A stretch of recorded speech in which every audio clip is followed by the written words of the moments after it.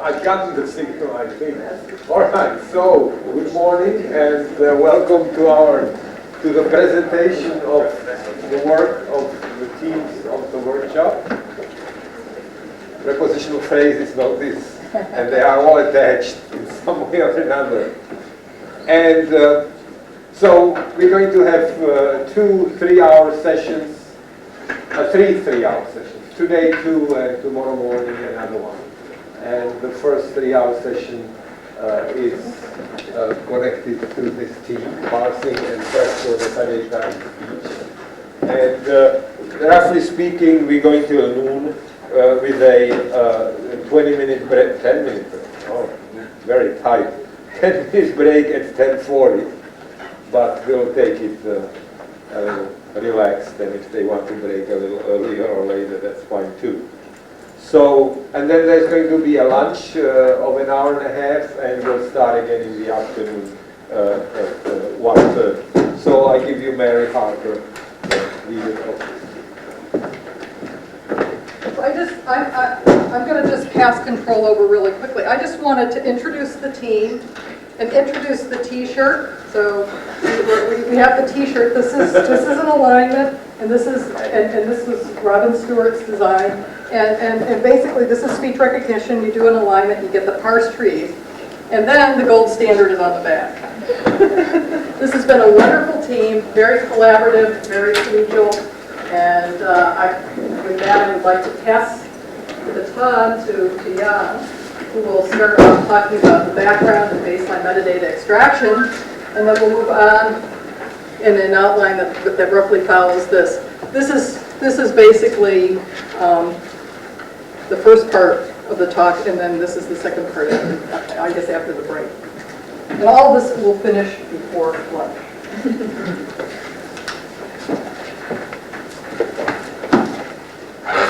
I will talk a little bit about the background and the motivation for our team's effort and some brief description of the metadata extraction system.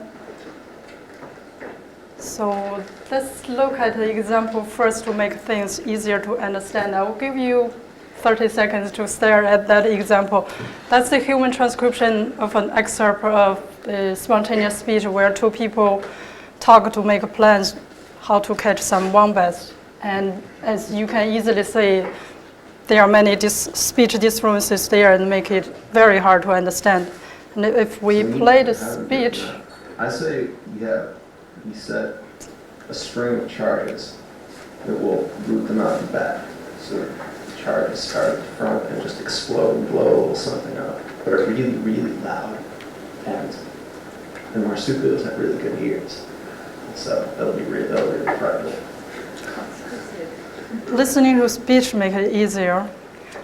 And apparently, there are some issues when we use this for downstream language processing. And I showed you those human transcriptions. If we use speech recognition output, there will be word errors that make it even worse. So what are the issues here? The first one is segmentation issue. There's no sentence boundary that is provided by speech recognition output, and sentence boundaries are generally expected by language processing techniques. And if we use acoustic segments, which is generally different from linguistic segments, that's not appropriate for many language processing techniques. We know parsing systems have a polynomial time complexity. If we use long stretch of transcriptions, that will make it very time consuming. And furthermore, for the word strings, there are many word errors, deletion, insertion, or substitution. And in addition to those errors, there are many phenomena that are typical for speech, which is very different from textual sources, such as speech repairs or dissonances and the filler words. So these make speech recognition output very hard for downstream language processing. However, we can enrich this transcription with structural metadata. And here, everything is well formatted with sentence boundary, punctuation, and filler words and disfluency are marked up. So for downstream language processing modules, those words can be filled out to get clean up the transcription. This makes things much easier for human to understand or for downstream language processing. So this is part of the DARPA year's rich transcription project, where you can see this green box is the traditional speech-to-text or speech recognition module, and the blue one is the metadata extraction, which finds speaker information, sentence boundary, disfluencies, and the combination is the so-called rich transcription. And there are several tasks in the DARPA year's metadata extraction. First one is find the sentence-like unit. We call it SU, which you will hear a lot in this morning's talk, because in conversational or spontaneous speech, sentences are very different from written text. So those are called sentence-like unit, or SU. And filler word detection to find the field pulse discourse markers, to identify disfluencies in speech and interruption points. These are the tasks in DARPA year's program.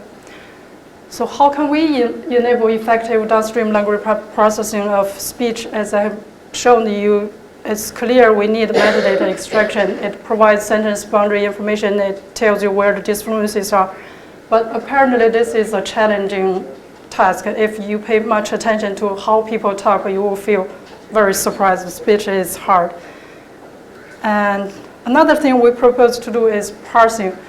Parsing can give you structured information that will enable many downstream language processing, like information extraction or machine translation. There's a team sitting right there doing machine translation by parsing. But this is also a challenging job because parsing has been traditionally text-oriented, and here we need to deal with many speech-related phenomena such as filler words or disfluencies, and the performance metric or eval, BO, parse eval exist, but that's for written text, and here we need to adapt that to speech. So here with metadata and parsing, that's what this logo is about. We try to close the loop of metadata extracted and parsing speech. That's also shown in the title page, where parsing meets speech and where metadata makes it possible.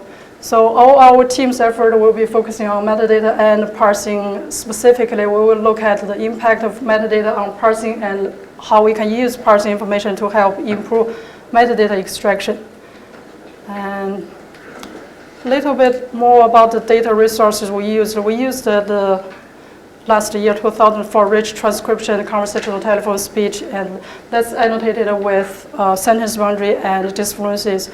And also, thanks to LDC, we got tree bank of that data. And we also have the speech recognition output from a state-of-the-art recognition system. And this is the size of the data, about 3 hours of the dev set and 3 hours of eval set. So since we were mostly working on the, based on the ICSI and SRI metadata system, I will briefly describe that system. We treat the metadata extraction as a classification task where at each word boundary, the system needs to decide whether there's a sentence boundary or not, or whether that word is a disfluent word or not. So as similar to many other classification tasks, we have a feature extraction,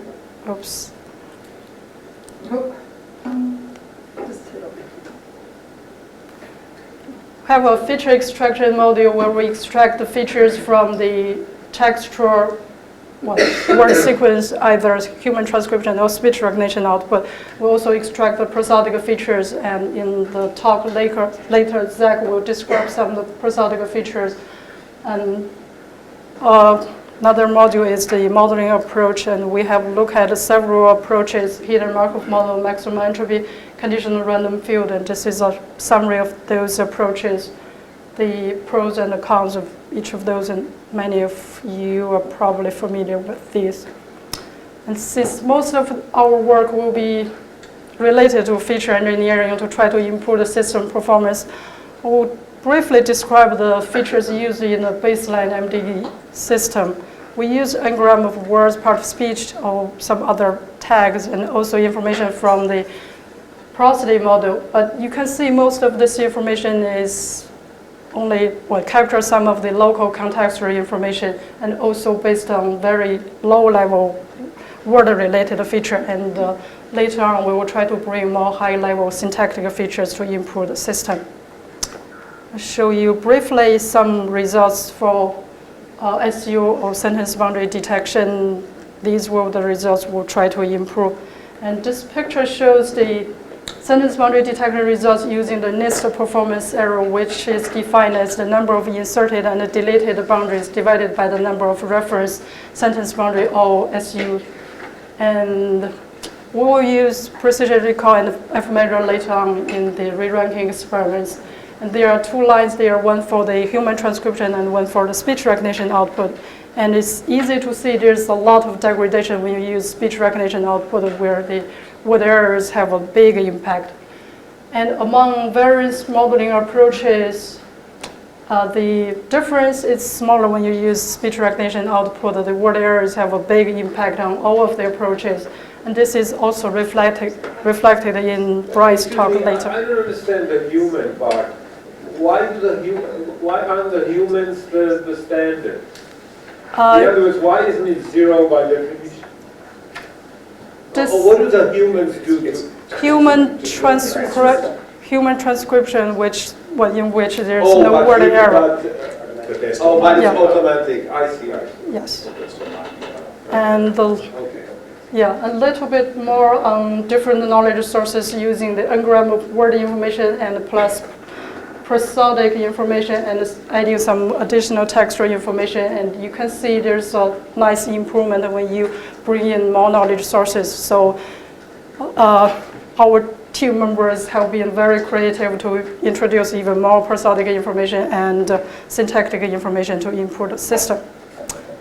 And a brief summary of the baseline metadata system. This is a state-of-the-art metadata detection system, so we are trying to improve this, and we have made it. But we believe there's still a lot of room for improvement. That's why all our team members here for 6 or 5 weeks. And most of the approach we use for improving this metadata extraction is to use a re-ranking approach, which we think is a good avenue to easily incorporate many features. And there's some study at Brown University. They have shown they got good results when they use syntactic features for disfluency detection. So that's a good motivation for us to use that information for sentence boundary detection too.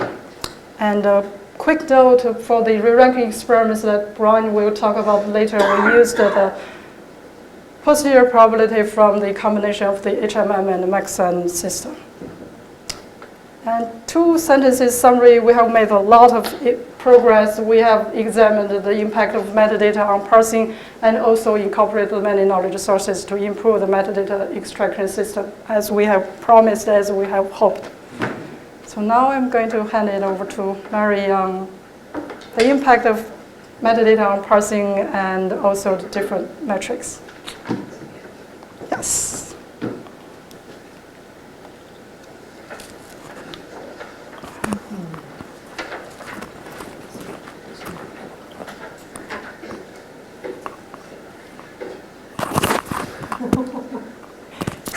So maybe I'm not calling. Is it okay on the column?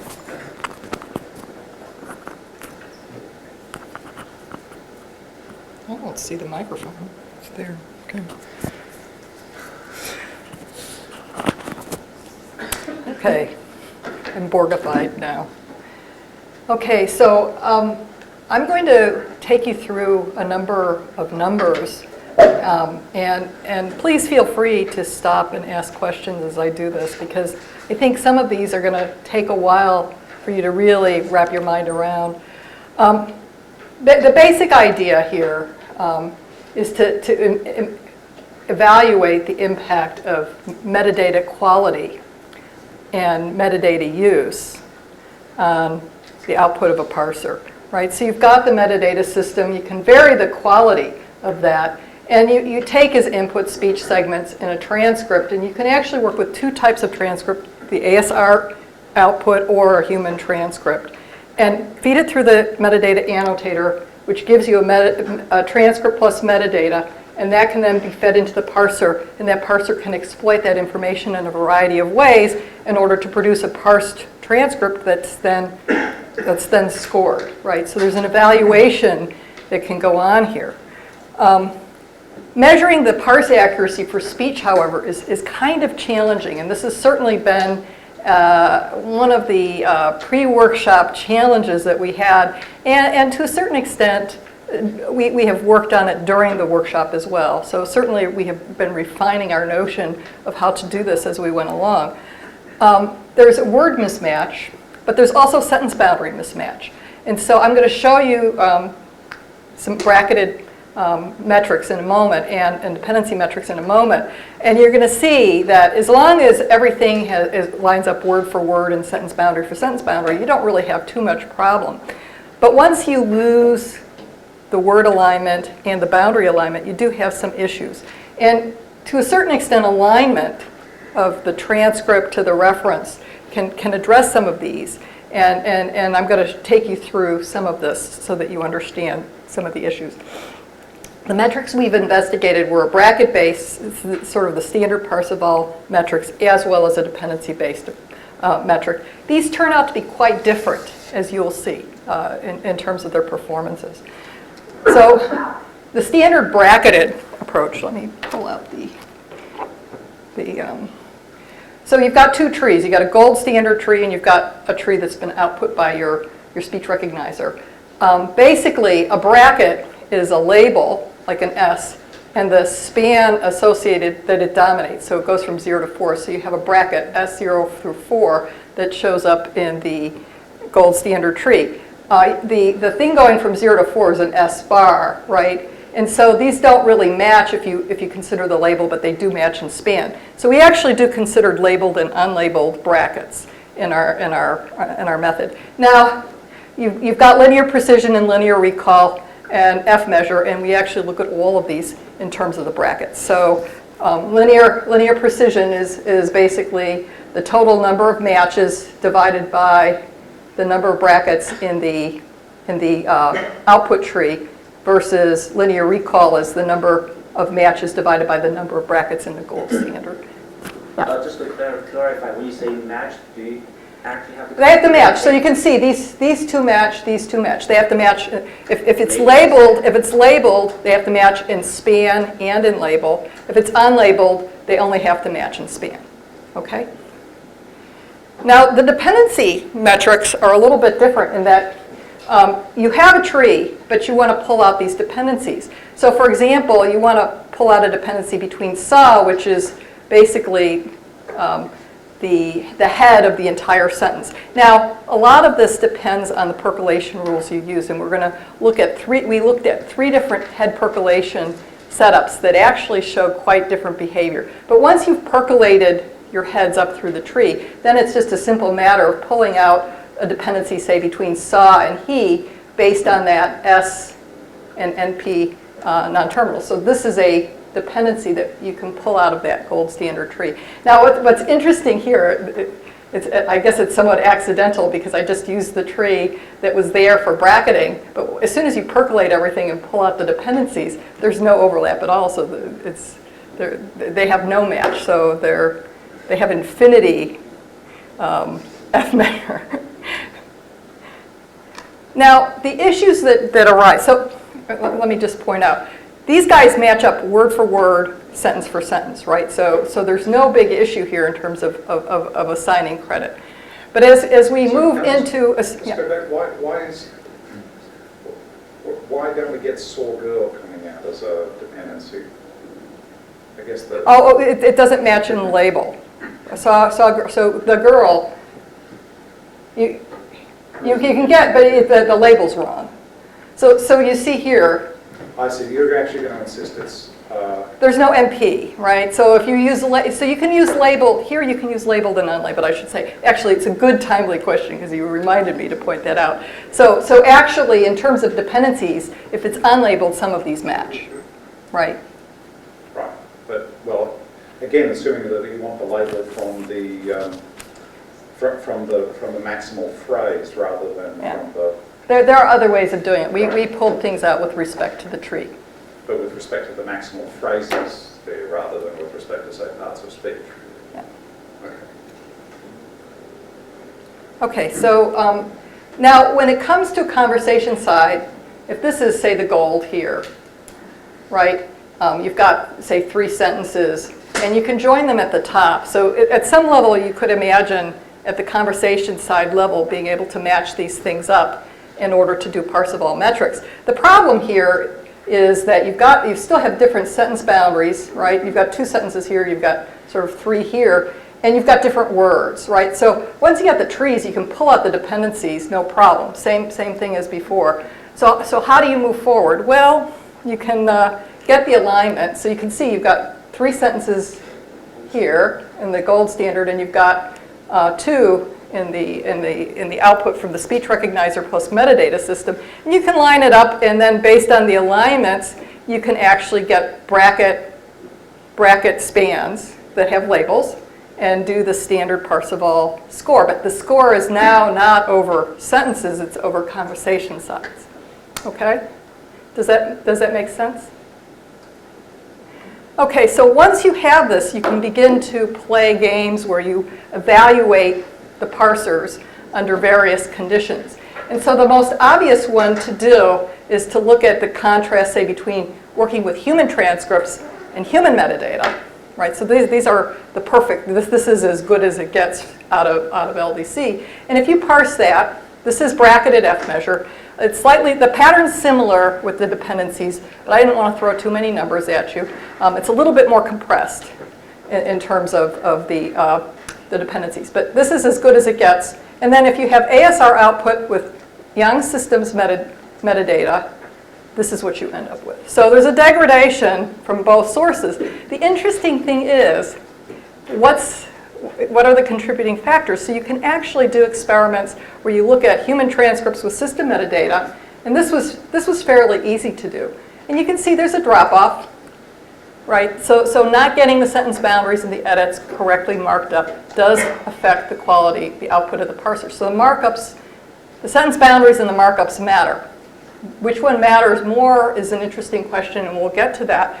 And then, but the interesting experiment, and this was tough to do, was projecting the metadata, the human metadata boundaries onto the ASR output. And as you can see, this is a little bit better. Boundaries seem to matter just a little bit more, and they help a fair amount with the ASR output, which was really kind of a cool result, I think. Whose parser did you use? This is Charniak's, but we've done experiments across three parsers, plus other people have done them across others. So I've done work with Charniak, Bickel, and Rourke's. And we've done parallel things across, and you'll see They all come out looking about the same. similar. I mean, so people are at different levels, and there is an interaction. So different things deal with metadata differently, which is kind of cool as well. Right, so different parsers act differently, which is actually kind of interesting. It does suggest that you could actually combine parsers, different parser outputs to actually help with metadata re-ranking. So focusing on the ref case, what we want to do next is sort of disentangle what's contributing more to the degrading the effects. Is it the, in terms of moving down here to this number. So you've got this versus this, and what's contributing more to hurting things? Is it the sentence boundary, the bad sentence boundaries, or is it the bad edits? So again, we're reporting in bracketed F measure, and we've got human edits versus system edits, and we have human SUs versus system SUs. Right, so it's the sentence boundaries, and of course, this is the best, and this is the worst. But not getting the highest quality sentence boundaries hurts a little bit more than not getting the edits quite right. Now, they both degrade things, and of course there's a lot of interaction between these two, and they do impact parsers differently. But it is sort of an interesting thing to realize that sentence boundaries really do affect the metrics. Now, I should point out that the dependencies are a little bit more compressed here as well, and the brackets are actually much more sensitive to issues of sentence boundary than the dependencies. Yeah? So I have a question about the system edits with human SUs. In the system edit section, was that did the system already know the SU, have the SUs available to it when it was detecting the edits, or so this is mixing the outputs of a system. Right. So we basically you can combine the RGTMs basically and get yeah. But I mean, previous results on the edit section have been better if they know the human SUs. as well. Right. So, yeah. Have been better than that? Well, I don't know about this. This is a measure on parse performance, so I'm not sure. But the edit detection system, best edit detection systems have do better when they're given true SUs. Yeah, that makes sense. Right. And furthermore, well, yeah. Right. Mary, just a clarification question. So this is in terms of methodology, so you're parsing these things one sentence at a time, right? So if the system is doing the sentence... So the system is presenting sentences and the parser's parsing in the standard sort of way. You know, if the system made mistakes there, then it's really impossible to get a really correct parse tree because you're going to force it to get a parse tree for that segmentation of You've got the standard segmentations, but getting things wrong doesn't hurt you as much as you would expect. I mean, these are pretty decent scores nonetheless. Now, you know, when we have edits, we're taking the edits out, and this is taking the edits out, right? So we take the markups. We have the sentence boundaries. The sentence boundaries are used to force you to parse that sentence, and furthermore, we provide the information about the edits. Right. The edits are removed. You parse the more fluent stuff, and you stick stuff back in, and you score. Right now, you're doing it at the conversation side level. But is the parser, when the parser's detecting the sentence boundaries, is the parser just simply... No, the parser's not detecting the sentence boundaries. The metadata system, this is given metadata. I see. All right, so this is the impact of SU and edited metadata with human transcriptions on parsing. But so you never actually use the parser as it's used? We will later on. Okay. Right, so we will close the loop. This is the forward direction, and then we'll have the feedback in, yeah. A quick question based on what Jeremy just asked. If instead of letting the metadata system detect the edits with no knowledge of sentence boundaries, if you have the parser detect the edits, how does that compare to that 83? So so if you then decide you want to, actually this is not the experiment. So if you train a parser, I don't think I have the numbers up here. If you train a parser and you don't provide it with the edit information, the parser can recover some of it, but it doesn't do nearly as well as if you provide it with the structure. So there is a degradation. And I'll show that in terms of some of the main analysis factors I'll do in the experiments later on.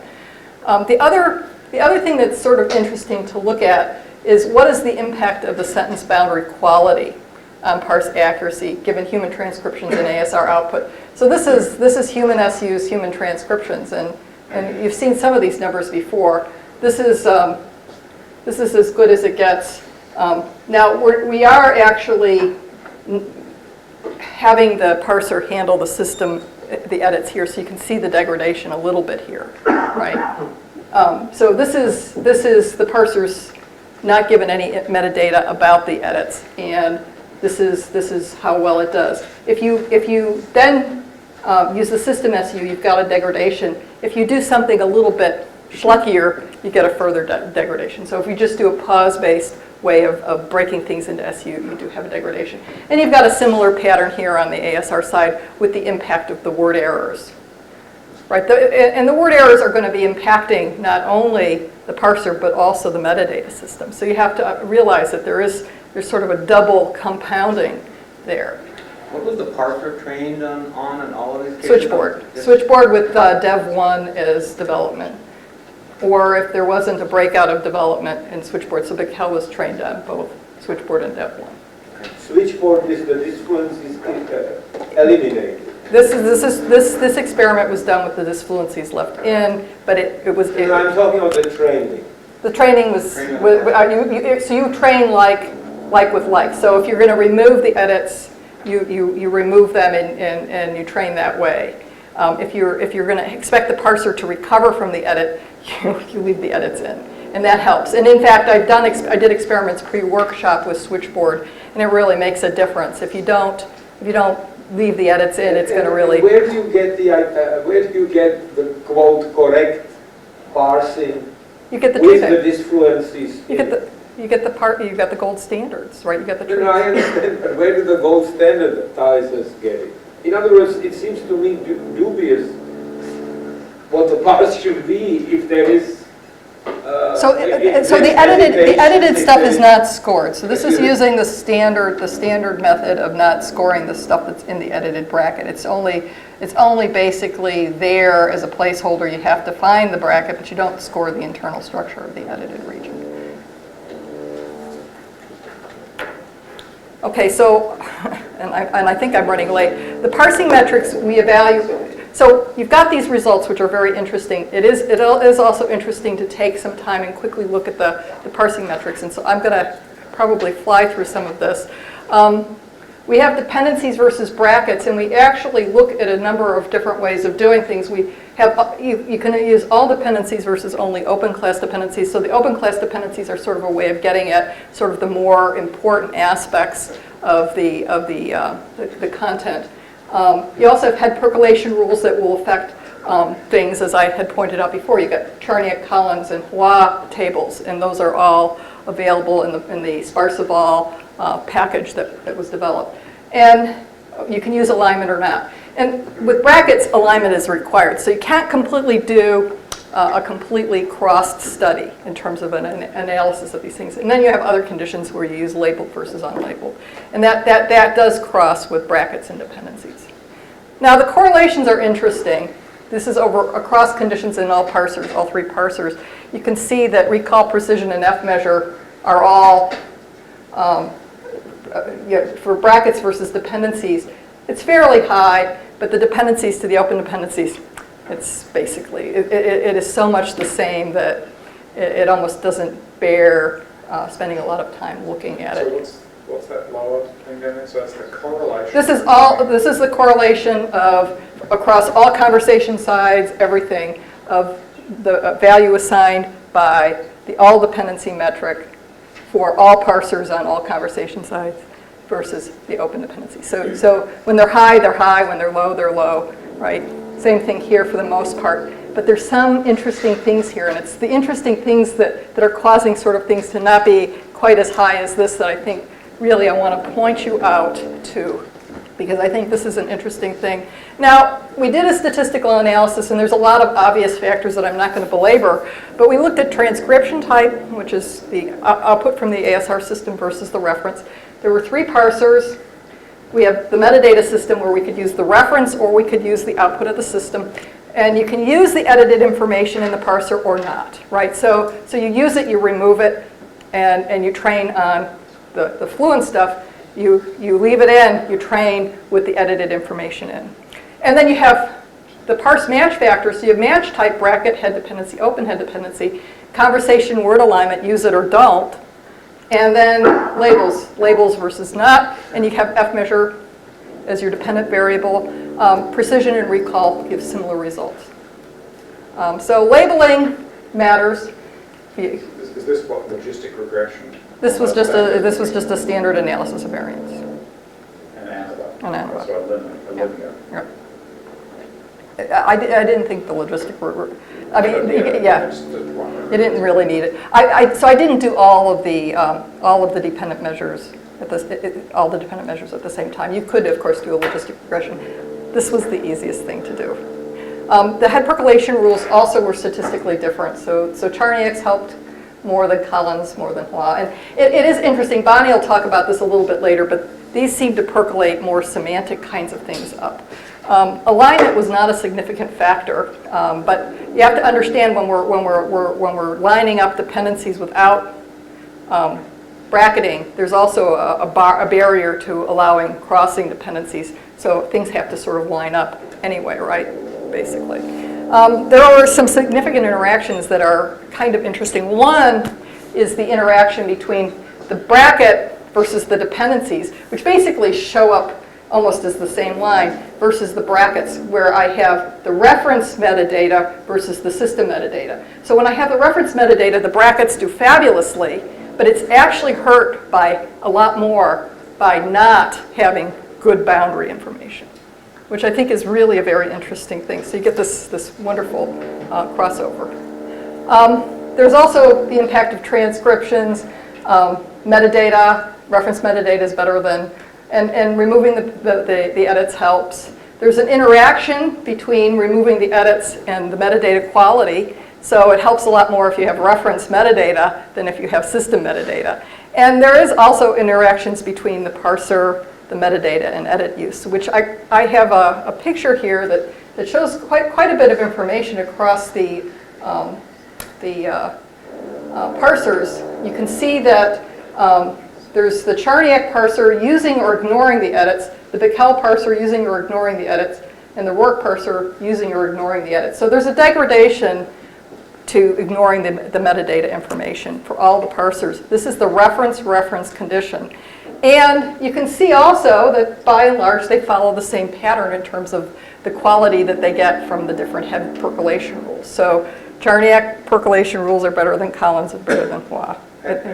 And so your hypothesis is because the Charniak rules percolate sort of far more like functional categories, auxiliaries are heads of the phrases and stuff like Yeah, that. and Bonnie's going to talk about this a little bit more in detail. I wanted to point this pattern out because I think it will actually help with some of the downstream talks.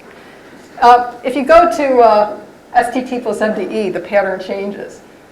So everything drops, but actually some of the parsers are less able, are less impacted or less able to use the metadata than others when it's provided, which is sort of interesting. The other thing I wanted to point out, and I think this is close. Yeah, this is close to my last slide, and this is a very interesting slide. So this was a study that we did where we're looking at Young's system, where the operating characteristic is right here in the 0.5 threshold area, where basically that's the posterior probability. That's where if the posterior exceeds 0.5, you're going to take that boundary, all those boundaries as sentence boundaries. And you can see that this is the NIST SU error rate. That's a pretty good place for it. But if you project up, it's not necessarily the best place for the brackets. And look at the dependencies, how flat they are across those ranges of. So as you move this way, your sentences are getting shorter and shorter. As you move this way, they're getting longer and longer. And so I think that's actually a very interesting slide because it does show you the contrast between these two metrics. They are very different. If you want to improve, I would say if you want to improve sentence boundary detection, using something that's sensitive like this is very helpful. This is going to be a lot harder to play with in terms of adjusting, right? So do you know why does that? Why it happens? Yeah. So it is interesting. So words matter, right? Now this is reference, right? So if we did different ones, you might see different patterns, right? So this is the reference condition. Right, reference metadata. Is it because the bracket measure is in fact actually trying to look at whole constituents, and so the presence or absence of really long constituents is actually going to have a much greater impact, whereas the dependency measure is sort of looking at relationship. So there can be things that would just prevent the brackets from happening. So I think the issue is the crossing brackets. Yeah. But the crossing brackets are, so you're doing things at a conversational side level. The crossing brackets are really high too. And so, you're not going to be able to, the dependencies, can cross a lot of stuff, right? It's not going to be, as long as the stuff can percolate up, you can get the dependencies, right? But the brackets basically cut the space, and you can't really go inside that space to get something inside there. In fact, what I was finding is the higher the the higher the dependency score, the more cross bracketing I was getting. It's sort of an interesting. Yeah. So, I don't know who was first. but I've already asked that. If all trees were binary branching, how would that change? If they were binary branching. Yeah, because the number of brackets in non-binary branching That's is right. huge. It's a huge change, actually. Yeah, in fact, Bonnie's going to talk. I won't have time to show that experiment, but when you change to binary branching, you change the numbers significantly. Now this is with respect to the mini par, but I would expect similar patterns would show Right. up. Well, the others are closer to binary branching, Yeah. the other three parsers. Yeah, they are indeed. They tend to be tall and skinny, except for some of the dependencies, some of the non-modifiers. So this is a very interesting result. It tells you an awful lot about the metrics.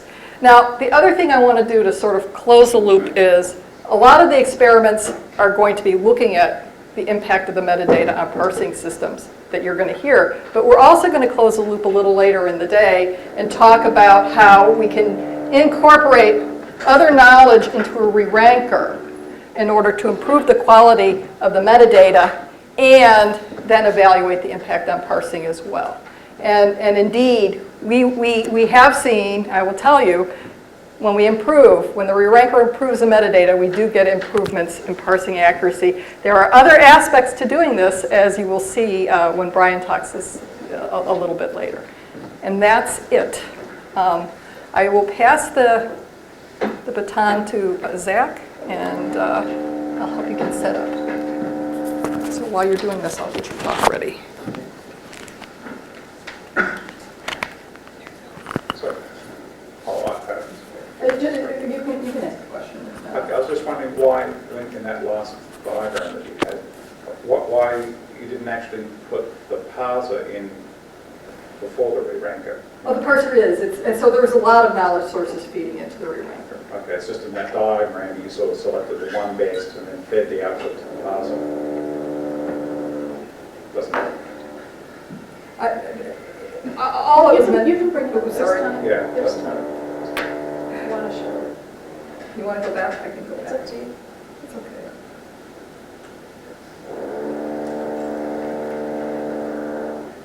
So you re-ranker, one best hypothesis, two So the parser. metadata system is here, right? Right. And you can feed it reference words or system words. What I'm just talking about is see re-ranker.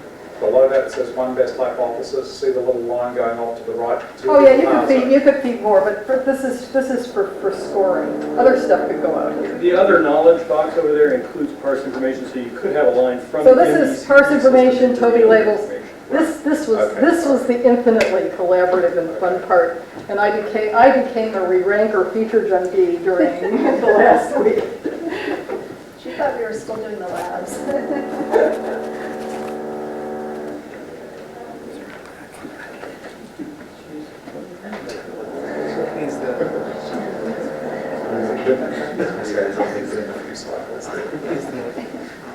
So you just have to hit the down arrow. Okay. And you going to play the sound first? Okay. Hi, so I'm going to talk about prosodic structure and its use for parsing and MDE tasks. So we can't talk about prosody without an example of speech. So here's an example.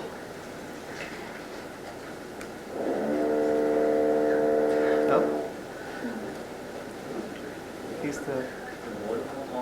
Oh, I'm muted. Yeah, the mute is on. I'm sorry, it's muted. Push the mute. There you go. Oh, I got it. I muted it before. I don't hear it still. You're still Yours muted. are off. No, it's You not. see that little thingy with the red bar over it in the bottom? Yeah. Oh, it is, Oh. it's still muted. Here. No, not that. I'm sorry. There you go. That's right. Focus on the female speaker here.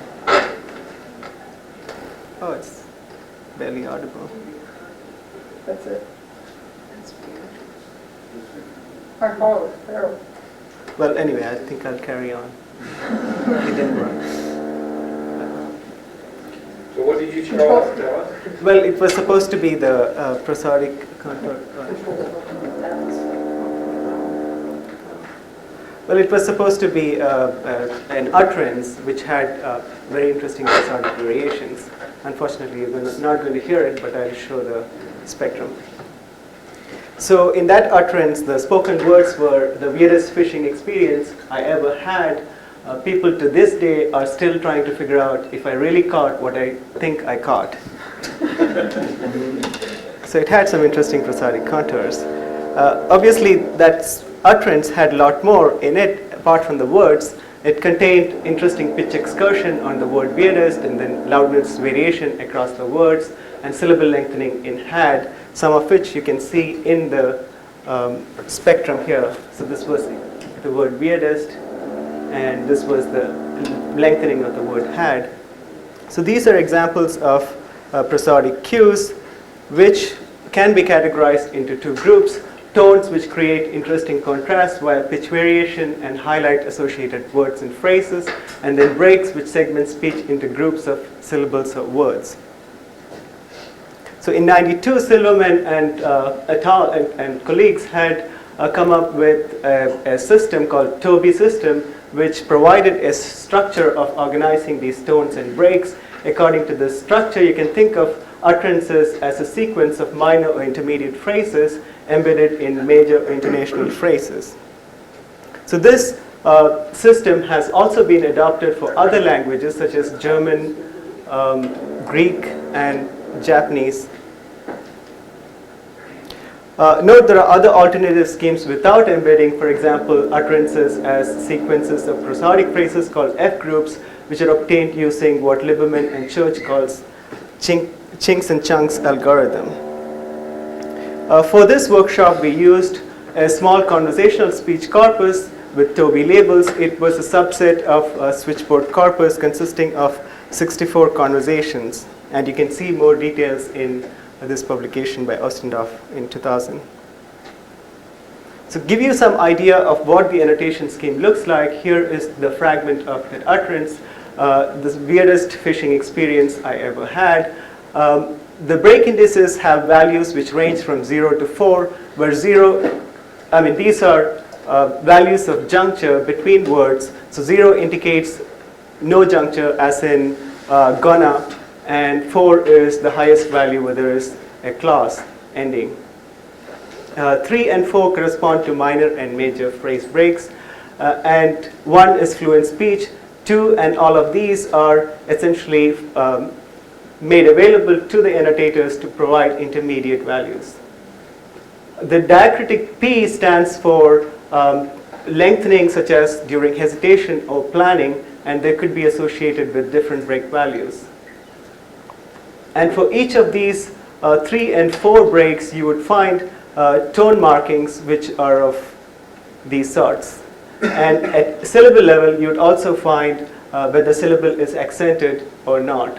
So this particular utterance or the fragment is annotated as the, followed by break value of 1, weirdest with prominence on the word, plus a break value of 1, fishing with break value of 1, experience as an intermediate phrase, and so on. I ever having an intermediate phrase, and I ever had being a major phrase.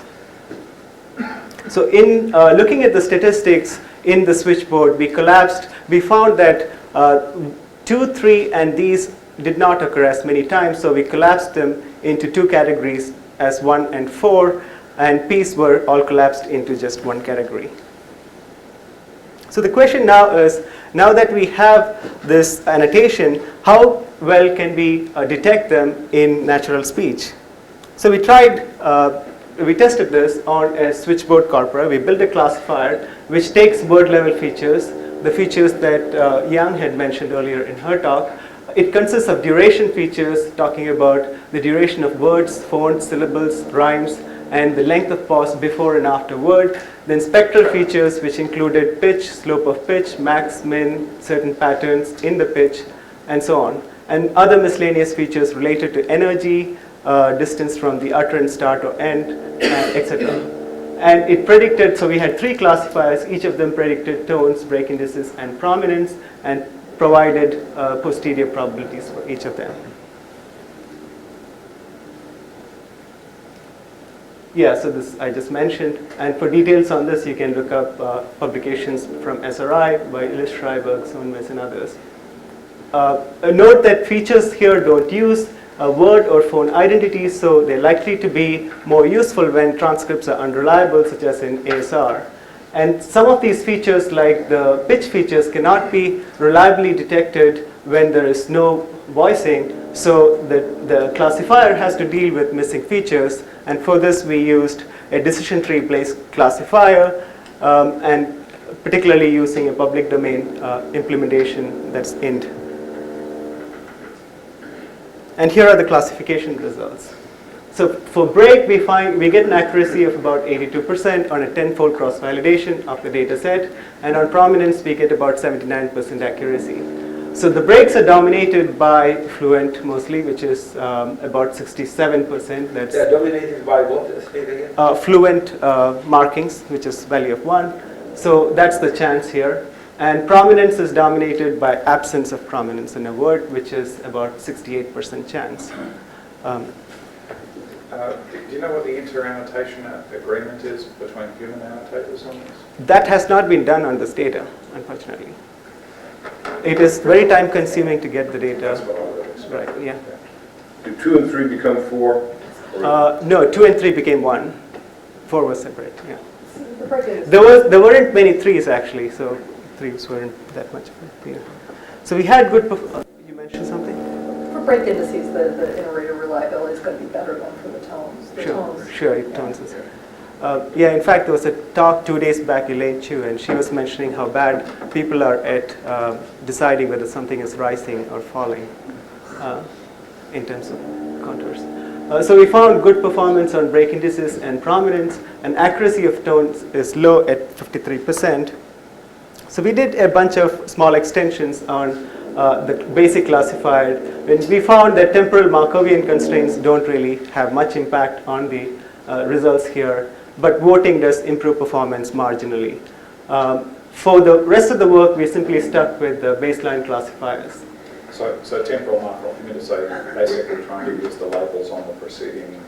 Right, so we just, so you can convert these posteriors into a sausage-like representation, and then you can apply FSMs of any order to show to put the Markovian constraints. So let's say you train the trigram or something like that. Right, we tried bigram, trigram, and more.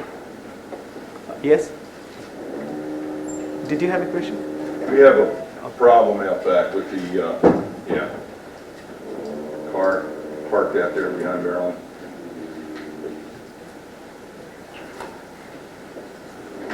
What's the question? Whether it's There's a a Honda? problem with a car parked Okay. outside.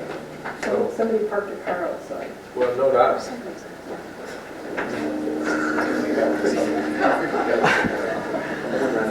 Okay, so now that we have, Now for something completely. so I should note that this is not new. Much of this work, similar classifiers have been built before at UW and University of Washington, Seattle, and they have similar results as well. So now that we have a classifier, what can we do with it to advance the goal of our team, which is to explore the synergy between syntax and metadata? So in our case, the metadata is prosody, so we want to look at the interaction between prosody and syntax. And to illustrate this correspondence between syntax and prosody, I have again used the same example. You can see that the prosodic breaks of 3 and 4 really correspond to major constituents here. So the weirdest fishing experience gets a 3, I ever had, which is an S bar, gets a 4. People to this day gets a 4, which is a propositional phase here, and then VP and so on.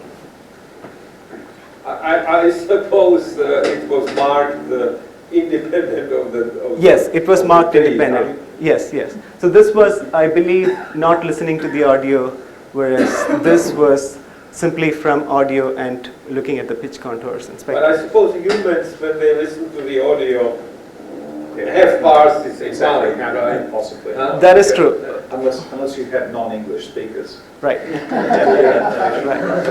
But there are additional information in these because sometimes there are hesitations which don't appear in the transcript, but if you listen to it, you can clearly recognize that there is some hesitation for planning. So in fact, if you compare the number of, actually I'll come to that in a little bit. So going back to the metadata task, one can think of metadata tasks as projections of the parsing problem. SU detection is same as finding the boundaries of the root constituent.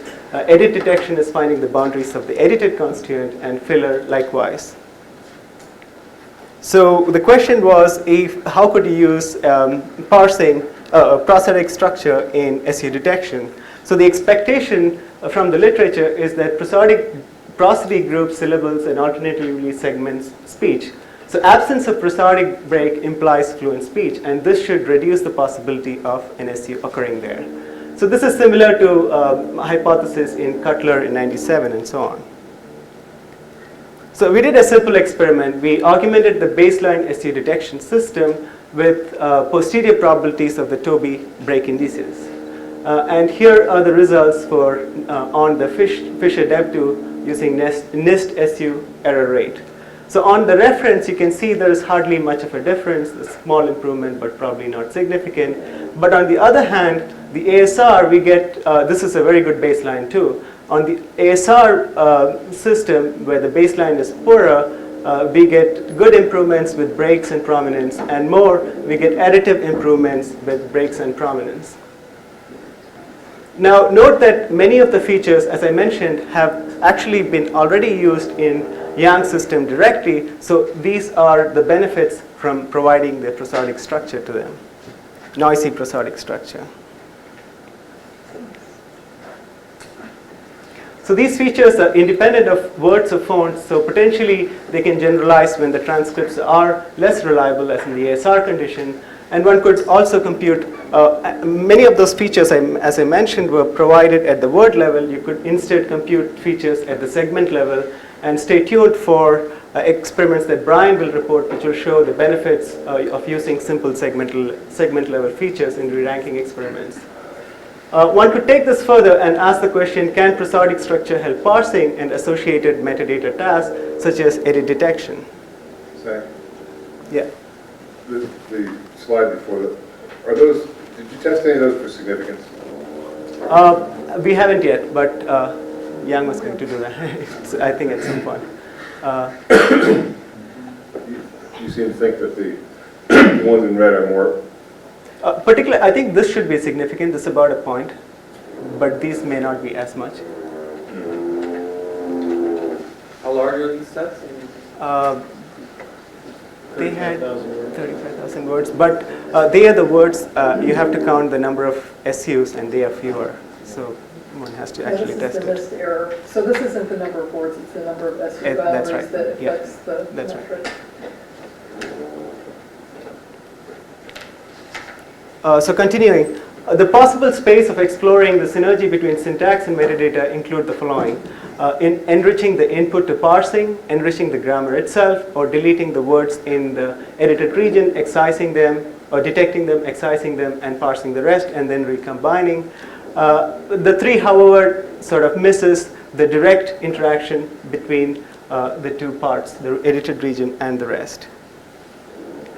So to explore syntax and prosody, well, the prosody and syntax interface is an active area of research, and there are several hypotheses that have been recently proposed as well, which are being still sorted out. We tried a simple and direct interface of enriching essentially the input and enhancing the grammar. So the hypothesis that we tested was the diacritic P cues edit, which is akin to Lickley's work in '96 that they published in ICSLP. Basically, along the same lines that I mentioned earlier, that if the acoustic says it is fluent, then it's unlikely that there would be edit in that region. So we trained a switchboard with gold part-of-speech tag and automatically annotated P. And the errors in prosodic tags were modeled as noise in the PCFG, and we tested on the Fisher Dev2 with automatic part-of-speech tags along with automatically obtained P using a CKY parser. How did you actually modify the input to the parser? I mean, did you introduce a new terminal line called P or something? No, we actually tagged the part-of-speech with I see. Change the part of speech so that some parts of speech now had a P suffix to it. Or BRK, the BRK is what we used. But it's just but some symbol. So, yes. so now instead of there being 40 parts of speech, there's now more 70 or whatever. Right. And there are many cases where they correspond, and here is the correct correlation. Like for example, and she had used a Walker 4, and you can see that this constituent is correctly detected as having disfluency, and that's propagated up till the edit node. But we also... where is the difference? Because there was something instead of the plus, there was another phrase or what? No, so this is the Read the sentence input. for him so he sees Right. the sentence. So this is the input, and she had used a walker for quite some time. No, for quite some time. For quite some time. Sorry, I missed that. Yeah. And what's your point about the plus? Okay, so if you look at the acoustic, it tags the words with these pluses. Yes. Okay, and you run the grammar that was learned, and the grammar automatically finds that there is an edit at this region, given that the observation had a plus in What it. is the edit? There are 2 4s. There's 2 4s, so just repetition. It's a There Oh, are so- 2 4s here, this 4 and this 4. Oh, I'm sorry, I just didn't see that. So I missed it too, so it's not you.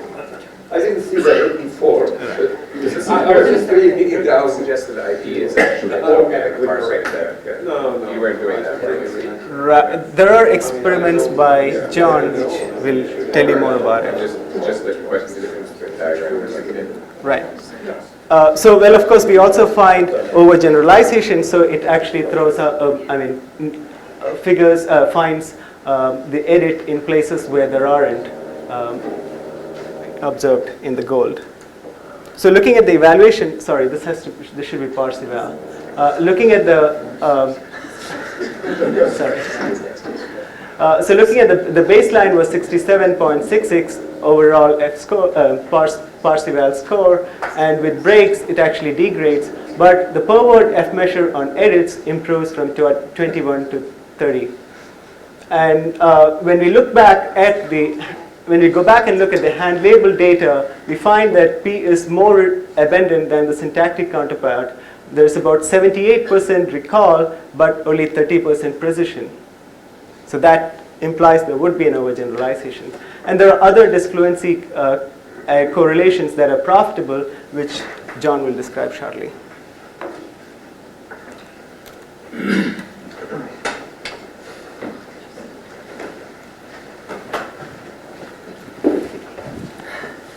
Oops, that's right.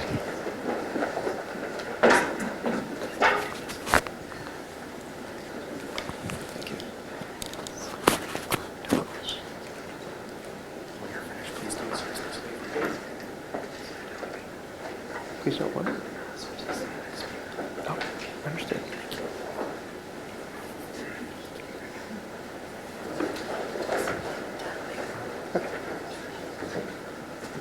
Hi everyone. I'm always impressed with the speech and natural language community for its tremendous stamina in the face of Face of adversity. adversity. Yeah, indeed. So we now approach this red box. We now approach the red boxed part of the talk, which is entitled. Oops. No, I took it off. Using. It has a title, and the title is "Using Structural Knowledge to Improve Parsing." And it'll be presented by me. I'm John Hale, but I'm channeling Bonnie Dorr, who's right here.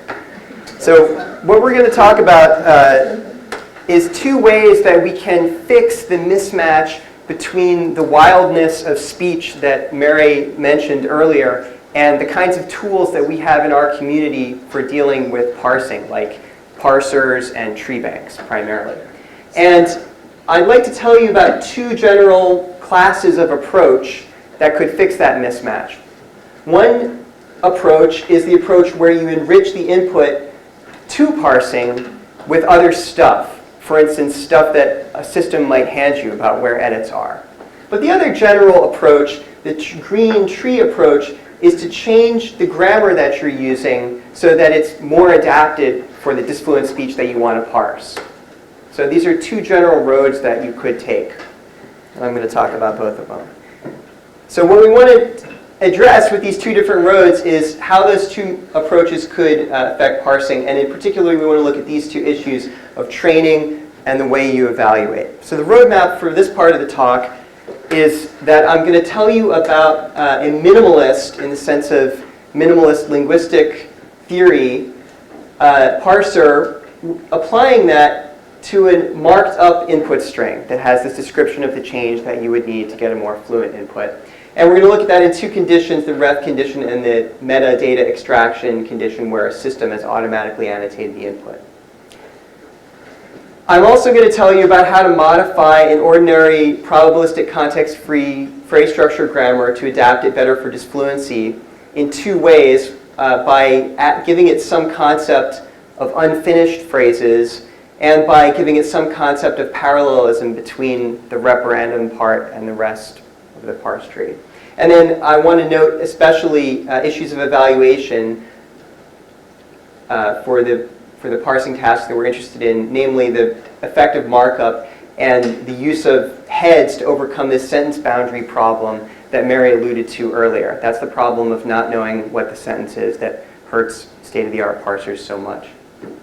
Okay, so to look at first the I method, one is given an input string. It's like, and I guess as a young kid. And if you have a system like the SRI ICSI system that Yang told you about, you can obtain from that input string an enriched input that is colored different colors. Okay. Oops. Why is that not doing the right thing? Okay, so I'm going to explain about these colors in a second, but once you have the colored input string, then you can apply a parser to that. And what if you just wanted to use a parser that was really fast? Okay, one parser that you might use is called Minipar, which was created by Dekong Lin, who's at the University of Alberta. It has some fascinating non-standard features that make it different from the usual trained probabilistic grammar approach that we hear so much about in the area of natural language processing. Crucially for us, it has built into it a drive towards simplicity, which translates as fast speed, like 300 words per second, or something like that. And it's vaguely inspired by a theory in linguistics called minimalism, a program in linguistics. Crucially, though, it's not trained, so you would expect scores to be lower versus a trained parser. But then again, if someone who employs you suddenly told you that you needed to work on another language, like Welsh, for which you didn't have a tree bank, you might want to fall back to this kind of parser. Does that make sense? Yeah, okay. So we're going to look at Minipar. One problem with Minipar is that it gives its outputs in a format that are coherent with this minimalist program in linguistic theory. It does not give outputs that are like the ones we see in the Penn tree bank. So some sort of post-processing is necessary to compare those two outputs. And that post-processing is going to be carried out by a module called BJD, which coincidentally is named with the same initials as someone on our team. Okay, and here's how the Minipar BJD combination works. Can everyone hear me back there? So you get an input that has colored items like I and and I guess as a young kid. And Minipar runs on the given string, which is enriched with two things. Knowledge of edits, the start and end of edits, that's the red material. And knowledge of fillers, that's the blue material. Filler start and filler end, FLST and FLN. I'd like to draw your attention preemptively to this multi-word filler you know. Not all fillers are just some are longer. Okay, and Minipar runs on that whole string, including these other weird words, FL start and FL end, and produces a tree structure like this tree structure right here, where Minipar has recognized edit end as a U, which means unknown word. So it's only recognized it in a very academic sense. Let's just draw your attention very briefly to these enriched categories like V sub N. If that were correct, it would mean a verb that's looking for a noun complement, which it's not here. But this is how the output of Minipar is different from the Penn tree bank. Okay. Okay, but does everyone see how we can use this fast parser just on the marked up metadata? It's directly applicable. Okay, so now using my powers of smushing, I'm going to put that all in the corner and show you how Mini-BJD transforms the immediate Minipar output into something that can be compared to the Penn tree bank. See how this has edited and it has the plus, Fred, that you couldn't see before? That's called a disfluency interruption point. Okay. So how can we do that transformation? We can do it using string rewriting rules that could either be manually or potentially automatically created. And then our goal is to compare with the tree bank. Okay, so let me make 2 points about this. The first point is that by having the automatically found markup or human found markup in the string, that already helps. And what these top trees are with numbers in them, these are when you don't have the edit st or the fl end in the string. If you put it in, even doing an unlabeled evaluation without any of the BJD, performance goes up from 34 to 40. This is given human annotated metadata. So this means that even just postulating U, Minipar gets more things right if you give Which it. it's saying is an unknown word. It has no idea, and especially, So it breaks up, it stops it. That's right. From It says, hey, I don't know what I'm doing, and then it says, I'll just hunt and I'll do the rest the right way. It's But I'm sort not of going like to try and starting belong over. the stop to exactly, yeah. exactly. And note, of course, this is the It's random unlabeled. instead of tree surgery. So it's getting the brackets, yeah. Okay. So moving on, we have no metadata in these trees, and now human annotated metadata on these trees. This was the Minipar simplicitor. If Minipar is augmented with this BJD module, which has this interesting name, a much higher performance level can be obtained. Okay? And this is on the labeled result. So this is Mark recoding U as something more interesting like edited maybe. And similarly, we can do the unlabeled evaluation on the whole combination of Minipar with BJD. Okay, so this main point is that markup can be used even in a very simple, fast parser without radical changes to the parser itself. And we see the same pattern of data. The only thing that changed across these two slides is that now at the bottom it reads machine annotated metadata. So previously we were talking about metadata that a real person who was trained to find fillers had marked up. And now we're talking about the, say, FL start and FL end annotation that an automatic system could find. Same pattern obtains. Okay, so we see also this same general point in the 4 cases that Mary alluded to earlier. The case where you're looking at the human given word transcriptions versus the automatic speech recognition output crossed with whether or not the metadata was perfectly human annotated or system generated. In all 4 of those cells, using the BJD post-processor improves things quite a bit. So this is the general point that markup improves performance, and it improves it in an instant way with no changes to the parser. Okay. So now moving on to the other point that I'd like to make about evaluation. This point is that these head tables really embody quite a bit of linguistic assertion. And this is the point we were going to get back to, Mark, that you asked about earlier.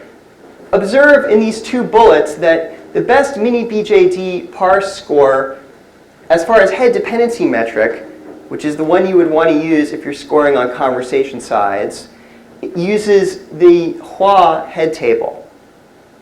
But, and this is typical of all the other parsers we looked at, the Charniak parser scores best naturally with the Charniak head table. So why is mini-BJD doing so well with the Hua head table? Yeah. Right, relatively well. Relatively well. Your indulgence is appreciated. Whoops. Okay, instead of why is it not doing so good, let's ask what gives instead, okay? The answer, as some of you might have guessed, is that these tables embody different linguistic assertions. Like for instance, in the infinitival to go, so if you say I want to go, that's an infinitive verb phrase, the Hua head table would say that go is the head. Whereas the Charniak or Collins head table would say that to is the head. To would be higher in the syntactic tree, whereas go might plausibly be the semantic head of the infinitival VP.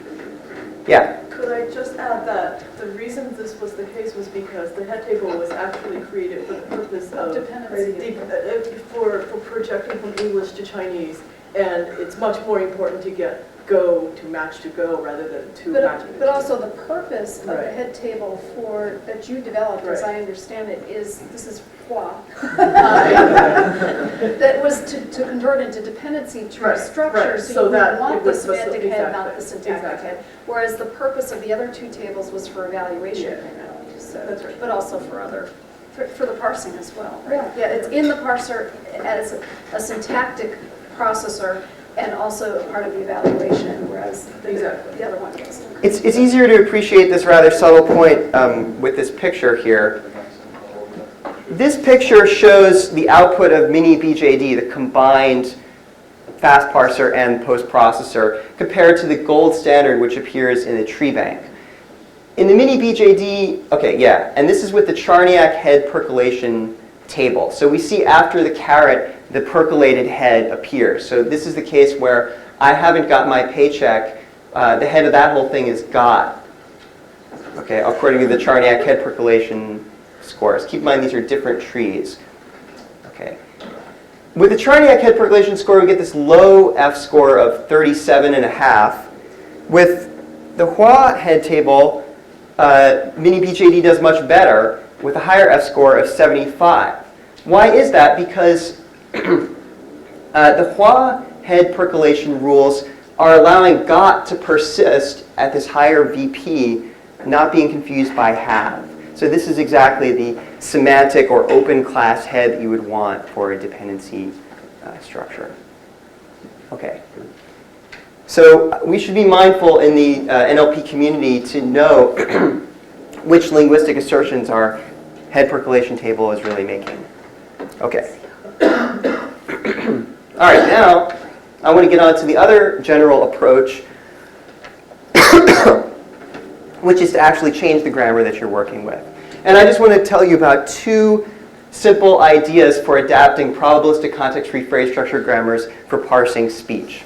Okay, the first idea, idea number one, is to endow PCFGs with a concept of unfinished phrases. The second idea, idea number two, is to actually name the major syntactic category of the referendum, or the edited region, which is not done typically in the tree bank. So the concept of unfinished phrase can be shown by example, the same example that Zach just showed you. And she'd used a walker for quite some time, probably about 6 to 9 months. We see that this first prepositional phrase is unfinished. There's just the one word for. It's sort of a attenuated prepositional phrase. Okay. In the given tree bank that we obtained from the Linguistic Data Consortium, this situation is explicitly marked. And in particular, you can see this better in the pink circle. That is, for is marked as a prepositional phrase which is unfinished. It has the dash unf tag on it. And it's obvious that it's unfinished because if it were a fluent prepositional phrase, it would have more than one word. It's silly to have a PP that just has one word. LDC annotates only the lowest of these unfinished nodes, but it's straightforward to write a tree transducer that propagates that unf all the way up. And in fact, when you calculate the Viterbi parse, the most What likely... would it look like if you propagate it? In other words, the VP would get the... Excellent question, Fred.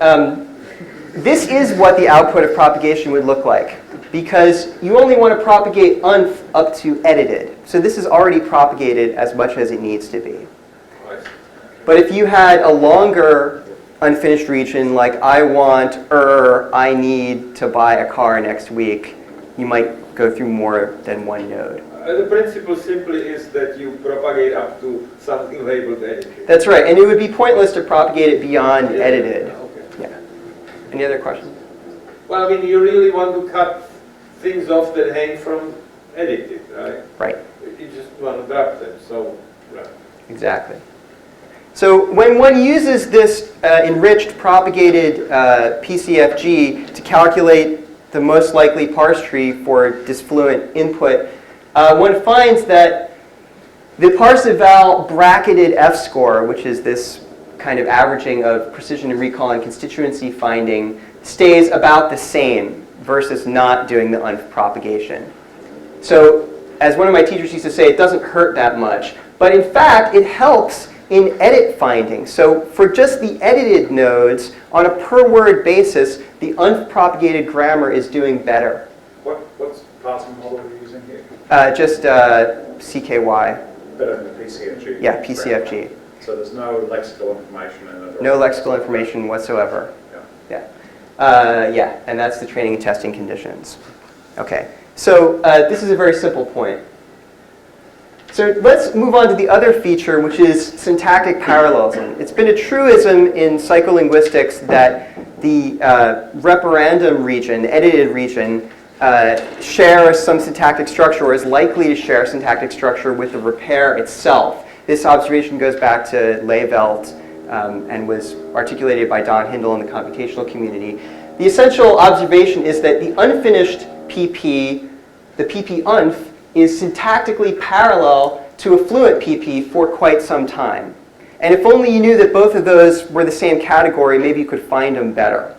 This situation is illustrated in this other diagram here, where the node label edited is changed to be edited-child PP, which expresses that inside that edited region, there's a prepositional phrase, and now we have a local phrase structure rule that can encode that syntactic parallelism. So one can make this change globally. This is an instance of daughter annotation, which is kind of the opposite of parent annotation. And Are you going to tell us how to do this with more complicated cases where we've got partial sentences where we need to do, what do you call it, unpropagation? Yeah, you can do both tree transforms. You can do them together. But what I'm saying is, how am I going to detect if I've got a longer partial sentence that in fact that it's parallel to some other constituent, right? I mean, I can see in this situation here, because there's just a single child down here, that if I need to compare notions of parallelism across more complex structures, say the kinds where I need to do this unpropagation you're talking about, right? It strikes me I might need to have a lot of annotation on this edited node here. Well, all the structure which is underneath the edited node, presumably. Right. So in the results that I want to present, we just try the dumbest thing first, which is to grab the label of the first daughter underneath edited. Now, one thing that I found anecdotally was that S is a special case, as you just suggested, and that it's profitable often to go down into S, ignoring S, special casing that. Yeah, so we're just scratching the surface. Was there another question back there? Well, I was just wondering how you ever got that prepositional phrase right. What is the PDT and DT? Are those errors? I mean, this is just for illustration. I'm not supposed to pay attention. No, please pay attention. This is the gold tree. For quite some time, how is that analyzed? Yes. As a noun phrase, just an annotator error. I see. So you just copied the sometime error and the... Yeah, I mean, this illustrates life with tree banks very well. Yeah, okay, so using this sort of first idea of taking the first child underneath edited, one finds that even this very simple idea also improves edit finding performance without pushing performance on the other kinds of nodes down very much. Okay, and I think what's interesting is that these are really seem to be orthogonal dimensions of linguistic structure that can be combined together for an even greater benefit on just edit finding without substantially hurting performance on other kinds of constituents. Okay, so let me just quickly say that this general pattern also obtains closer to the state of the art with the Charniak parser, where edit finding performance goes up as you add these kinds of annotations. However, performance on the other constituents goes down, presumably because the more subtle statistics that the Charniak parser relies upon get sparser and sparser. Okay. All right, so I want to just quickly mention one other experiment, which really follows up on work done by Jeremy Kahn on interruption points. And just to clarify, the interruption point is the boundary between the referendum and the repair. Okay, so it's marked as a plus in the tree bank with the IP and a diffle and all that stuff. So really, a lot of finding edits is finding interruption points. And one might ask the question, what if you knew where the interruption point was? And if you knew where the interruption point was, your parse eval would go up a little bit, and you'd be much better at finding edits in general. But if you not only knew where the interruption point was, and you had propagated and annotated your edits with child XP, you would derive yet more benefit in edit finding. So these kinds of annotations would be synergistic with improvements in interruption point detection. Okay. And indeed, they would be synergistic with the p-Toby mark that Zach pointed out earlier, which is somewhat ambiguous itself. So I'm out of time, but I want to leave you with the message that it is possible to adapt the parsing tools that we have to speech. We could do it in at least two ways: by enriching the input string, rewriting the result, which is what I talked about with minipar and minibjd, or we could do it by enriching the given grammar, which would involve creating new rules. Now, one thing I haven't talked about at all is fillers as having articulated internal structure, even though sometimes they are multi-word. So in this work, we treated fillers as given between the FL start and FL end boundaries. And in this work, we treated fillers as whatever they're treated as in the switchboard tree bank generally, usually interruption or parenthetical. So now I'd like to hand things over to Matt Leese for more on this subject. Thank you.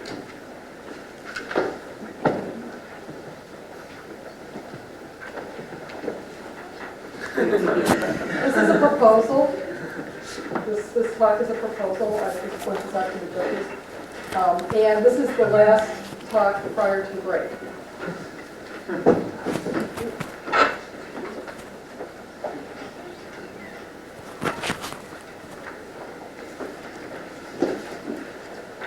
Oh, you're not there. Yeah, it's in the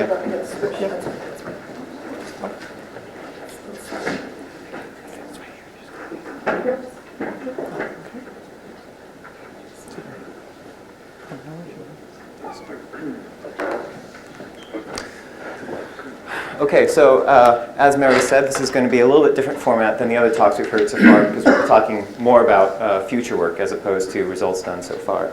So the title of my proposal is Disfluencies in Parsing, English and Beyond. And just to jump right in to get everyone on the same page about what we're talking about when we say disfluency. So everyone who's enjoyed the park benches here in Baltimore knows that Baltimore is the greatest city. Yes, thank you. But now, if you actually look at the a corpus of spontaneous speech by Baltimore tour guides, you might actually hear something like this: Baltimore is the greatest city in America. And in this case, as we see, we've marked this up with metadata, like we've been looking at all day today. We have two types of disfluencies annotated. In red, we see the referendum region of a speech repair. And Mary and others have talked about how if we can do a better job detecting these referendums, we found a direct correlation to improving parse accuracy. What we've heard a little less about today is this other type of disfluency, fillers, which are marked in light brown/orange here. And they are going to be the primary focus of my talk today. So to begin with an observation, there are two types and shapes of fillers. There are these filled pauses and discourse markers. Now, filled pauses are very trivial to detect, don't really interact with syntax, and I'm not going to talk about them further. So when I say filler, what I'm really interested in is discourse markers, which are by far more frequent distributionally, and which actually commonly introduce legitimate ambiguity that takes some sort of prosodic or other contextual information for a correct resolution. And to give a couple examples here, if I say, did you know I do that? I'm asking something about what your knowledge is about my actions. Whereas if I say, did you know I do that? What I'm actually saying is, did I do that? It's a question about, did I do the act or not? Another one, is it like that? I'm asking something about similarity, where they say, is it like that one? I'm actually saying something about, is it that one? Is this object a specific match? So what I'm trying to get at here is that whether or not you correctly identify words as fillers or not is going to give you a different understanding of what the utterance is about. And in the same, and my big argument I'd like to make is in the same way that we treat fillers, or I'm sorry, we treat speech repairs as being non-semantic words, the way that we want to clean them out before they can interfere with parsing accuracy or other downstream processing. The same argument holds for fillers. And so I'm going to show a little bit of results suggesting this, and then also go on to some proposals for how we might do modeling of these fillers as well as repairs. So just to quickly summarize results we've basically already seen, both past work and work of this workshop has shown that speech repairs do in fact compromise parse accuracy or are detrimental to it.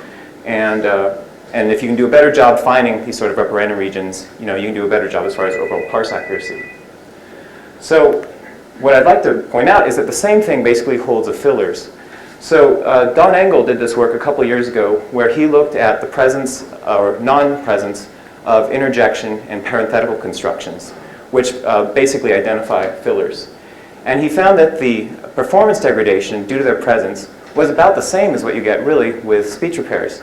So in some sense, I find it kind of curious that there's been so little attention given to them where so much has been paid to speech repairs. But that said, one thing we could do new in this workshop that Don Engel couldn't do is that we have these new metadata markups of fillers. And so we can start to see how they interact with parsing accuracy. So this is a very simple experiment, preliminary for trying to show this interaction. So here's what I'm going to do. I'm going to give you a parse tree, and you're going to label each terminal in the tree as a filler if it matches two things. If it's part of an interjection or parenthetical construction, and if it's some word that's known to commonly occur as a filler. So you just have some idea of looking at English, what words are commonly occurs as fillers. So if it's on this stop list and it's below this construction, we predict it as a filler. So if you give perfect knowledge of gold trees, we get like 11.6% NIST error, which relative to the state of the art, it's fabulous. We're doing a very good job. And just a reminder, NIST error is number of mistakes basically over actual events. So you're doing a very good job. So what's the task here? The task is just to simply identify... This is filler detection on a per word basis. Okay. Now I'm less interested in this absolute number as showing a contrast between if we use the best parser output, so this is the ref condition Mary talked about earlier, and we take these trees and we do the same thing about looking at fillers, our error basically doubles. So the conclusion to draw from this is that on this, when the parser is confronted with these sort of filler words, it is doing a bad job of basically deciding whether they are acting as their semantic carrying alternative, or I don't know what you say, doppelgangers, or if they're acting in their filler roles. And so what you might expect with this is that in the same way we've seen the presence of speech repairs to cause collateral damage to surrounding constituents, you're probably going to see the same thing going on with these misanalyses as far as fillers. And that's probably why Don Engel saw this comparable loss in parse accuracy with interjections composed of repairs. So now to give some very preliminary cross-linguistic results, the Parsing Arabic Dialects team has kindly gave me this number. So essentially, if they go and they clean all disfluencies, this is both speech repairs and fillers, out of their test data, they're seeing a 21% F improvement in parse accuracy, which of course is huge. And there's all kinds of reasons why this result is preliminary and you shouldn't go out and, I don't know, buy stock in something because of this. But nevertheless, this is a starting point for us to see how disfluencies in parsing are acting cross-linguistically. And I'll talk sort of more about this in future work. So with this baseline laid, I'd like to talk about some things I'd like to do as far as future work. And it's more or less going to boil down to effective modeling of fillers as well as repairs. And rather than go through these, I'll just jump right on to the slides for each. So one thing we've seen during this workshop is now we have, for the first time, data that's dually annotated both in tree banked form and in terms of these metadatas. And each of these standards has sort of different notions of what a filler is. And kind of looking through the data, you can actually see that there's not always an agreement. There's definitely conflict there. So an argument I'd like to make is having a unified definition of what a filler means would be of value to the community, not only scientifically as far as our understanding of what fillers represent, but also in the creation of consistent resources for training and evaluation. Now, preliminary analysis I've done looking at the data suggests that this sort of resolution or unification is indeed possible. And in fact, we've made an initial proposal of revised tree banking guidelines for consistency to LDC. But this was a bit roughshod as we just tried to quickly get through it. This was in the later stages of the workshop. So really, some more careful analysis is needed. And the other thing I should say is, after spending some time talking with LDC about these sort of issues, my impression is that if we leave this to LDC, it won't happen. So it's something that if we believe in, we need to take charge of. Now, another argument I would like to make is to consider an alternative syntactic representation of fillers. And this is basically saying, treat fillers just like we treat edited. So I don't think we saw an example earlier today, but essentially, for a minute, if this is a gold tree, pretend that you have edited on the top. So the way editeds are scored, and all the results we've said today, is you take the internal structure and you flatten it. So you go from a case where we have these S and PVP to this flat structure. And then we're not going to evaluate any internal structure of edits, and we don't care, and all we care about is evaluating whether or not you correctly identified the span. So the motivation for this metric in terms of editeds is that they represent non-semantic regions of discourse. So we don't care anything about their internal structure. It doesn't help us. All we care about is just basically being able to effectively filter them out. So if you buy this argument, there's no reason why fillers shouldn't be treated in exactly the same way, because they are also non-semantic carrying items. So if you play this same game and we go and we filter, we more or less collapse them in this way, then we can start to look at, in the same way we've done with edit detection, how differing qualities of filler detection also impact parse accuracy. Now there's also this interesting case of, we could have done this before with switchboard in terms of PRN and intj. Now we have this somewhat differing standard on fillers from simple MDE. So we could try just representing the simple MDE fillers this way and leaving the other intjs and PRNs alone. There's some room to play here to figure out what the right thing is to do. I think that's basically the point. And then you can also look at this question of, once you have this alternative representation, how can syntax-driven detection do as far as finding these things without any external filler detection system? Another thing I think would be interesting to look at is exploring this idea further of noisy channeling modeling of disfluency. So the idea is you imagine that a speaker had some fluent utterance in their head that they meant to articulate, but due to performance error might introduce one or more disfluencies. So you want to recover the most likely source sentence that produced the given observed possibly disfluent sentence. So some directions I'd like to go with this are, Knight and Marcoux have proposed a very interesting channel model where in terms of text, they've taken long and short versions of sentences from IBM manuals, and they've tried to automatically learn patterns about where you can more or less prune the tree and not really lose anything in terms of semantics. So I'd like to take the same idea and look at mistake patterns that parser is making when it's confronted with these sorts of disfluencies and see if it can learn which, if a parser is misanalyzing an interjection as something else, what it's commonly misanalyzing it as, and do the same sort of pruning. Another thing that's be interesting to do is looking at bootstrapping annotated or partially annotated corpora in terms of this sort of modeling. And one of the motivations for this is that simple MDE doesn't annotate the end of speech repairs. And so if we want to be able to exploit the sort of parallel structure inherent in repairs for future modeling, then we need to be able to automatically detect these boundaries. And then similarly, Mark asked a question earlier about how for John's method of annotation, more or less you could find what all the constituents are to the right. Well, if you know the right boundary of the repair, then you can basically propagate all that information up. And then finally, there's been little to no use of prosody in these channel models. And if you remember these examples I had to start the talk, cases where you have the exact same words, but really knowing something about how the speaker said it is going to let you differentiate, then prosody should be a big win. And like I said, little's been done. And very final quick bullet is that for the first time we have in Arabic both metadata markup and tree bank. And so this is going to allow us to now start looking at taking the models we developed for looking at disfluency and syntax in English and looking at their interaction cross-linguistically. In Mandarin, we also have some pilot MDE markup, but no tree bank yet, and hopefully that'll be forthcoming.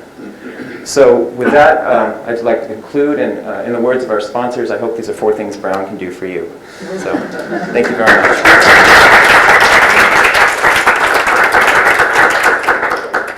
So we're going to reconvene in 10 minutes.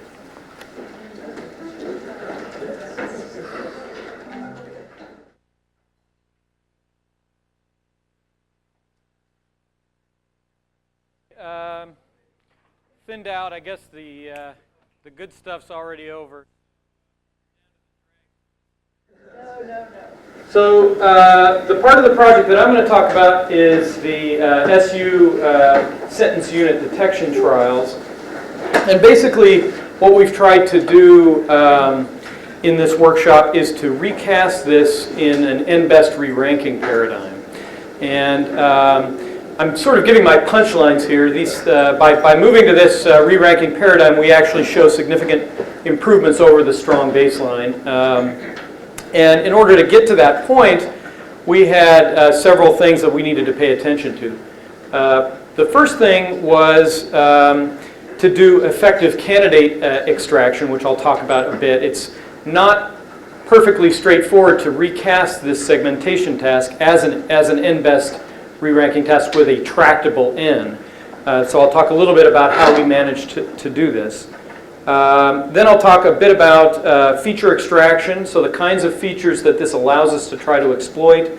Things like extracting various syntactic features from a variety of syntactic parsers, the Charniak parser, Minipar, and other dependency parsers.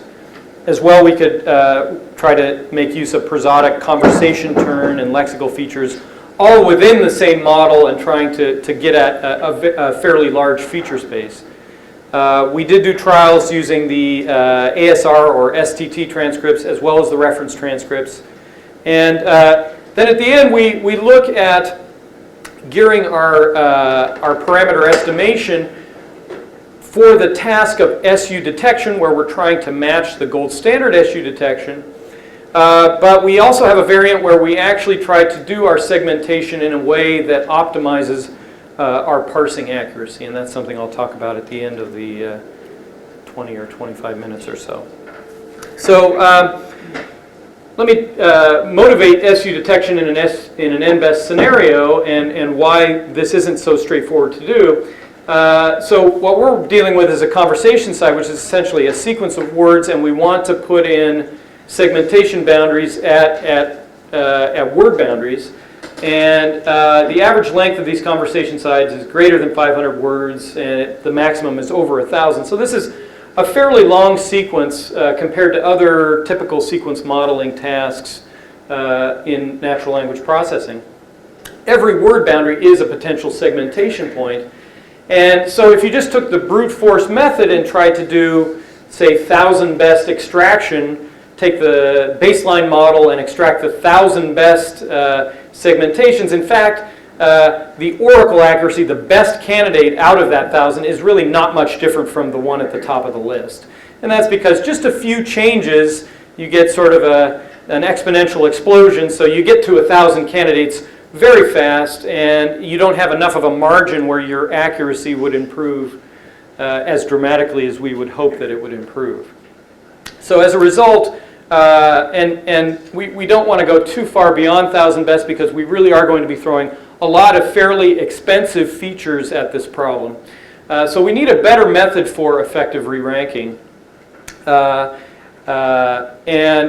as I said before, this will, by having a method for getting N-best lists that are tractable, this will enable us to include features that are inaccessible to the baseline finite state models.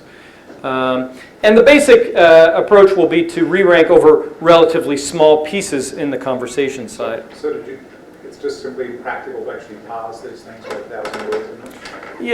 Yeah. So I think Matt had a preliminary experiment where if you just throw the entire conversation side at the parser, it's polynomial in the length of the Except for your parser. well, except for my parser. His parser is so fast. Yeah, so there are potentially things that you could throw at it, but I think what you'll find when I describe this fabulous method that I think that we're getting to the point where our oracle accuracy is high enough that doing it online, while interesting, may not be the best way to get the bang for your buck.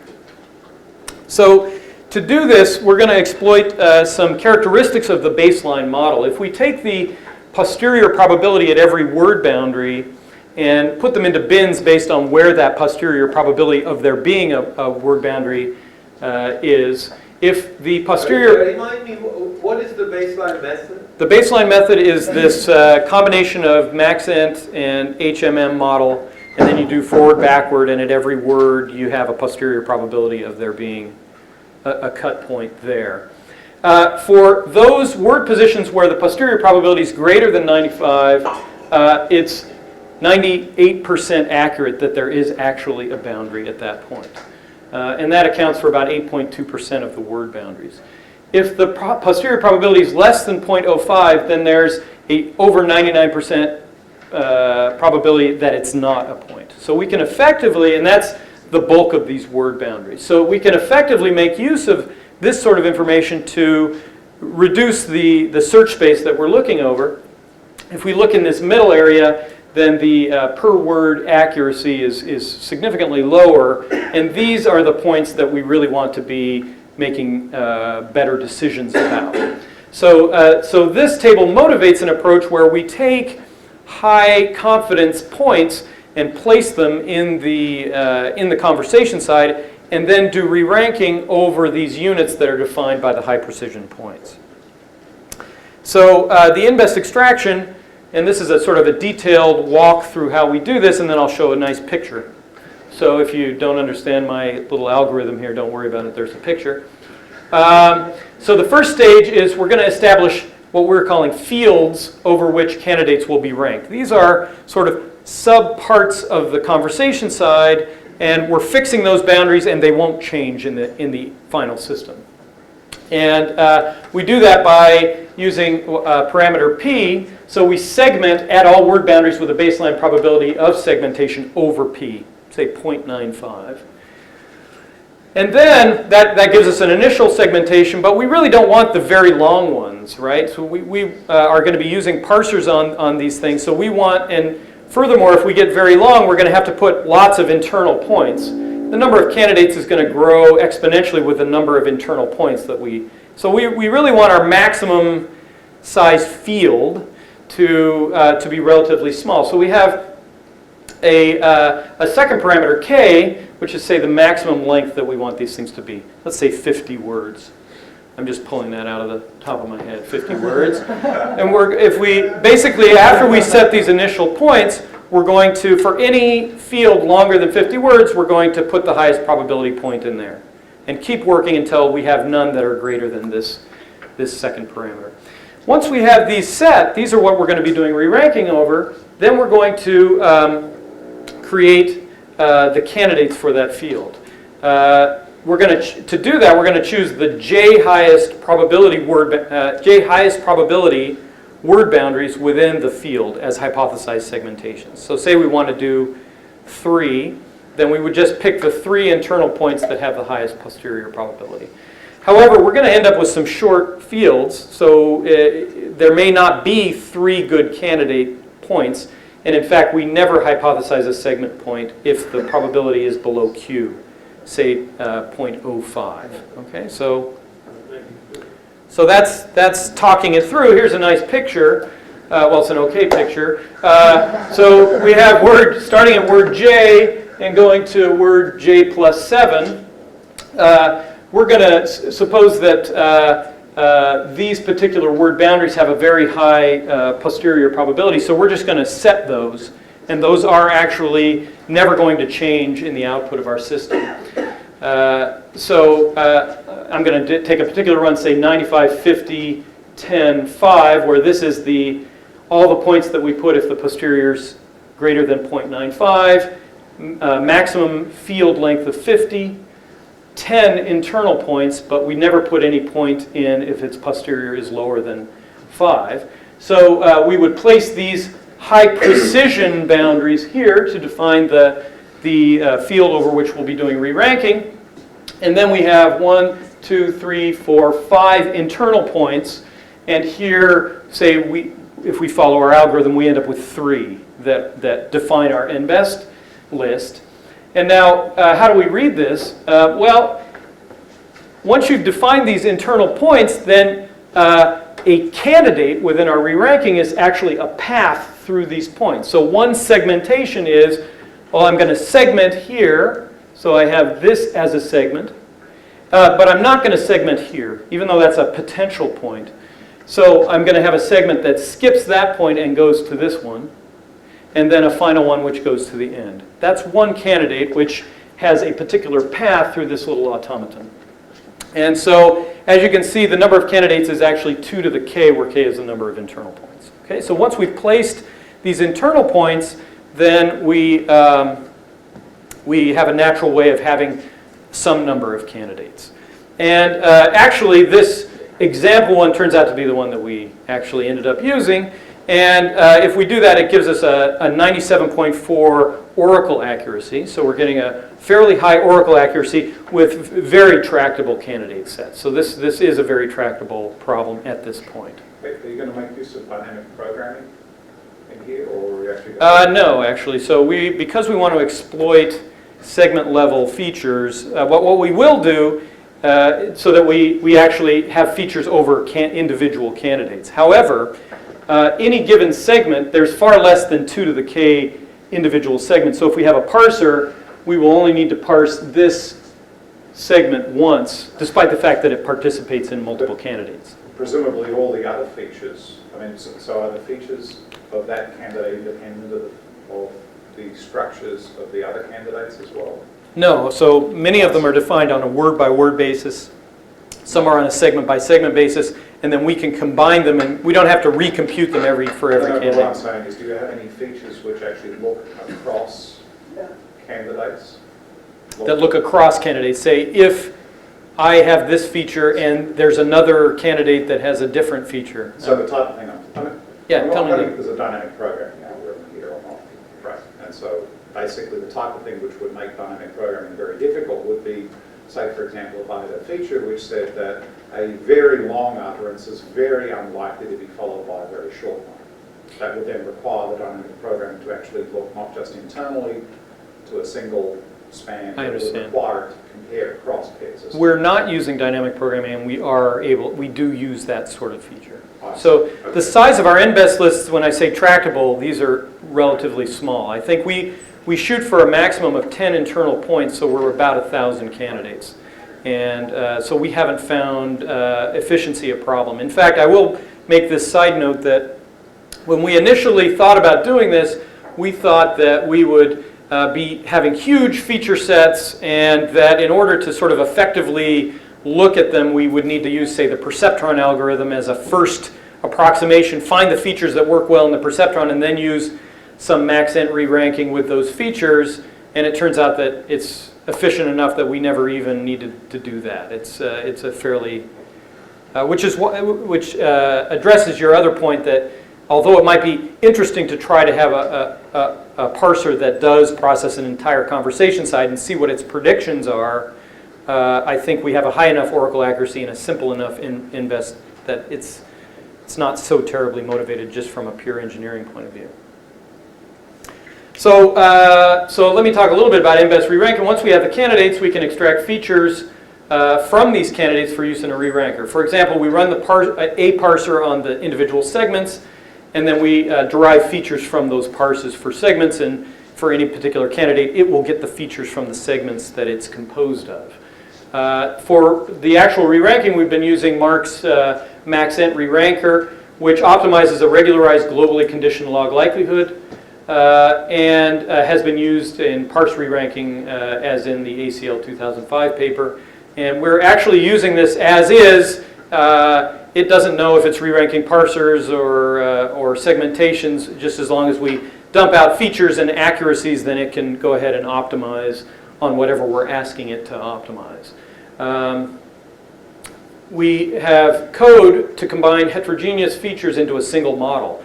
So somebody can go off, Zach can go off and work his magic with the Toby labels, derive his features. He doesn't have to know about my features. As long as we identify them with segments or words or candidates, then we can recombine them into a larger model at the end of the day. And as I said, features that we looked at were derived from the characteristics of the candidate, also characteristics of the individual segments, as well as words. So let me just show this little simple table to explain for folks who are having a hard time visualizing what it's trying to do. So we have an NBEST list, some number of candidates. Each candidate we can assign an accuracy according to, say, sentence unit detection. What it will do is it will try to maximize the conditional log probability of those candidates which have the highest accuracy. And there may be ties within a particular set, and so you would try to just have these two, in this case, since they have 0.9 accuracy, have the most, as much conditional probability mass as they possibly can. So our empirical setup, we had 3 sets created for this with tree banks and all the rest. Dev1 is about 75,000 words, Dev2 and eval both about 35,000 words. We had the baseline switchboard training set of about 400,000 words with no STT or ASR output on that set. And we actually found that the gains were higher on the Dev2 when testing on Dev2 when we trained on Dev1, despite it being much smaller than when we trained on this baseline training set. And the reason for that probably has to do with a number of things. One is we had to, because this baseline training set actually contributes to the baseline models, and there's a variety of models that go into that, we had to go through a jackknifing procedure to try to control for it to be in test-like conditions. Some things are easier to control than others. You never really get it exactly like test-like conditions. So there's that mismatch, as well as the sort of mix of Fisher versus switchboard. There's a number of issues there. We did get gains, but we found that the gains that we got by training on the more closely matched Dev1 outweighed the size differential. So we actually are training on a very, well, with respect to these sorts of tasks, fairly small training set. In addition, we wanted to look at both STT and ref trials. So from this point forward, all the reported results are trained on Dev1. So let me just talk a little bit about some of the features that we tried to, and I don't think I'm going to get to do a detailed discourse on each one of these, but obviously the first feature we use is the posterior probability from the baseline model. If we used only that, then we could get exactly the same as the baseline model. Things like the number for any particular candidate. Remember, these are features for a candidate. The number of field internal segments that were guessed, the maximum and minimum segment lengths for that particular candidate, average segment length. We had an n-gram model that was trained with these SU boundaries thrown in, so it was actually predicting SU boundaries based on an n-gram model. So we have that n-gram score. We have the parser language model score from the Charniak parser. We have the root symbol of the Charniak Viterbi tree. So we apply it, we get the one best. We can look at, is it an S, is it a frag, or is it some other category? We take this root symbol plus the number of children in that, under that root symbol. If it's an S with 12 children, then it's probably something went awry. We can do the same trick with non-root symbols. So we can look at other characteristics of the shape of these trees. Initial and final unigram and bigrams. So what are the words that are at the boundary there, as well as part of speech tags. We made use of speaker change and back channel indicators. So sort of looking at the other side of the conversation and what are the characteristics of that. We made use of the baseline MDE system disfluency information. So where are disfluencies relative to these hypothesized boundaries? We used output from other parsers, the constraint dependency grammar parser, CDG parser that Mary has, outputs quite different annotations from the Charniak parser. We had a little tool that could extract dependencies from the Charniac parser or from Minipar, which we talked about earlier, as well as the Toby-based prosodic labels. And this really is, well, we really only got up to speed on sort of going hot and heavy on features, which can be a little bit addictive.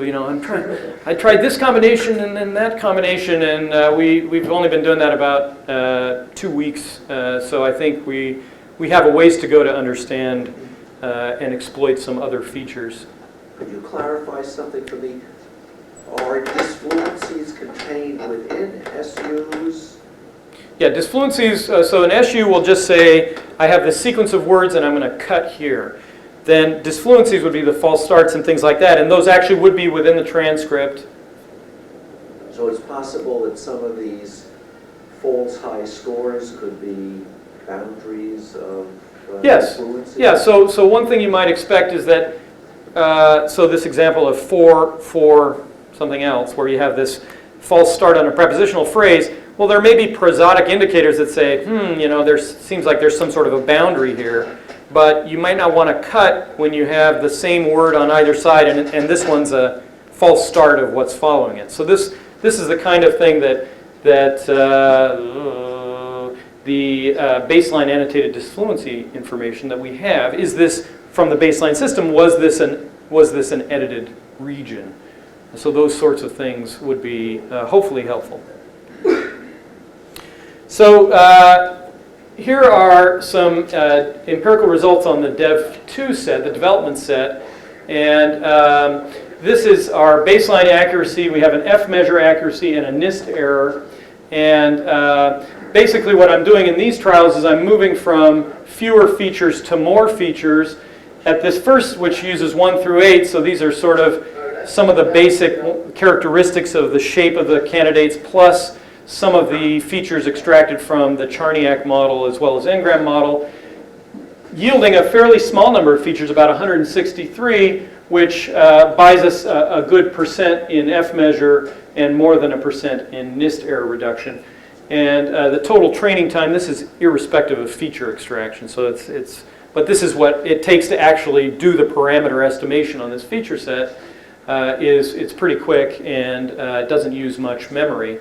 If we then move on and include some more word features and other root things, we don't get much of an improvement even as we go there to higher features, and it takes a bit longer. When we scale it up to use more features from, say, the constraint dependency grammar, as well as speaker change backchannel indicators and the disfluency information, we get another nice gain. The size of our feature set goes up quite dramatically, and it uses more RAM and takes longer to train. But basically, at the end of the day, we're getting about a 3% NIST error reduction and about a couple of points in F measure accuracy improvement over this solid baseline. So now let me talk about re-ranking with STT transcripts. So to do this re-ranking, we needed the SU boundaries imposed upon the STT transcript. That this would be these are what we would now treat as the gold standard. And as Mary mentioned, producing this is not particularly straightforward. So some SU boundaries in the truth correspond to locations with no word boundary on the STT transcript. And there are other difficulties that I told them to stop after that one. I didn't want to hear about it. So the resulting gold boundaries that we're using actually have about a 5.4% NIST error. So re-ranking will be weakened as a result of that. In addition, the small training size I think hurts more because of noisy STT output. So this is all by way of saying that we got great results on ref and small improvements on STT. So many of the features that were useful in the reference case are no longer useful here. So we've sort of have done a little bit of sort of feature exploration. It seems that the sets are quite different, what's going to be useful. So when we start with just the Charniac extracted stuff, we get very small improvements. When we add in something that we didn't add in on the ref side, which wasn't particularly useful, this ties back to Zach's position about how this is potentially more useful in an STT case, we get small improvements. And then when we throw in the rest, we basically get to about 0.4 improvement in F measure and about 0.8% reduction in NIST. So the gains are much smaller, but as I said, I think we haven't really looked at combining these features in exactly right. So this is a little preliminary, I think. What are your oracle rates like on the? That's a good question. So the oracle rate relative to the gold that we created is about 92 or 93. So it is lower. Okay, so it's harder to come up with. So actually, to be honest, I have in the recent days thought maybe we could pick a better operating point with more candidates, given that the optimization is not so terribly expensive. Perhaps we're giving away too much by having a very parsimonious and best list, when in the STT case, we need a larger candidate set because the baseline model is just not narrowing it down as effectively. That 92%, I was wondering, also, do you know what your rates are like, if just in terms of these confident boundary points? We haven't done the table, but it's definitely worth doing. Actually, the other thing you should know is when you do this projection, there's just some points you will always miss. There's like 5 or 6% error. Yeah, that's the goal that we're shooting for. It does have a. You just can't get that. Yeah. Right off the top.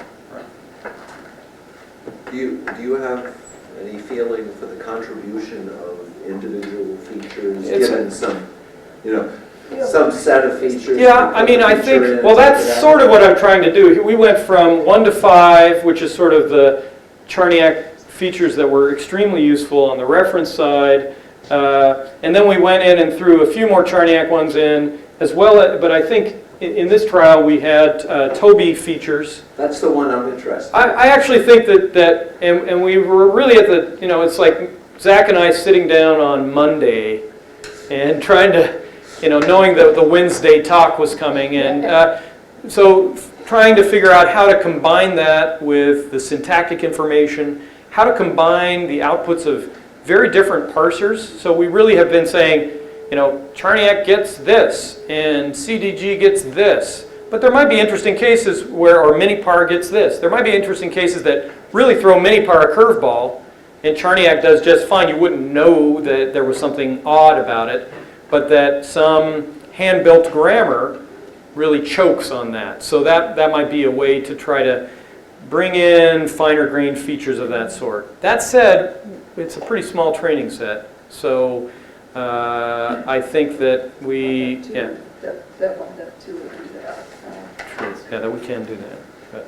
Okay, so we went ahead and we have been monkeying around with the development set, but we figured it was probably a good time to draw a line in the sand and throw our best performing models at the eval set just to get a sense of the reliability of these results.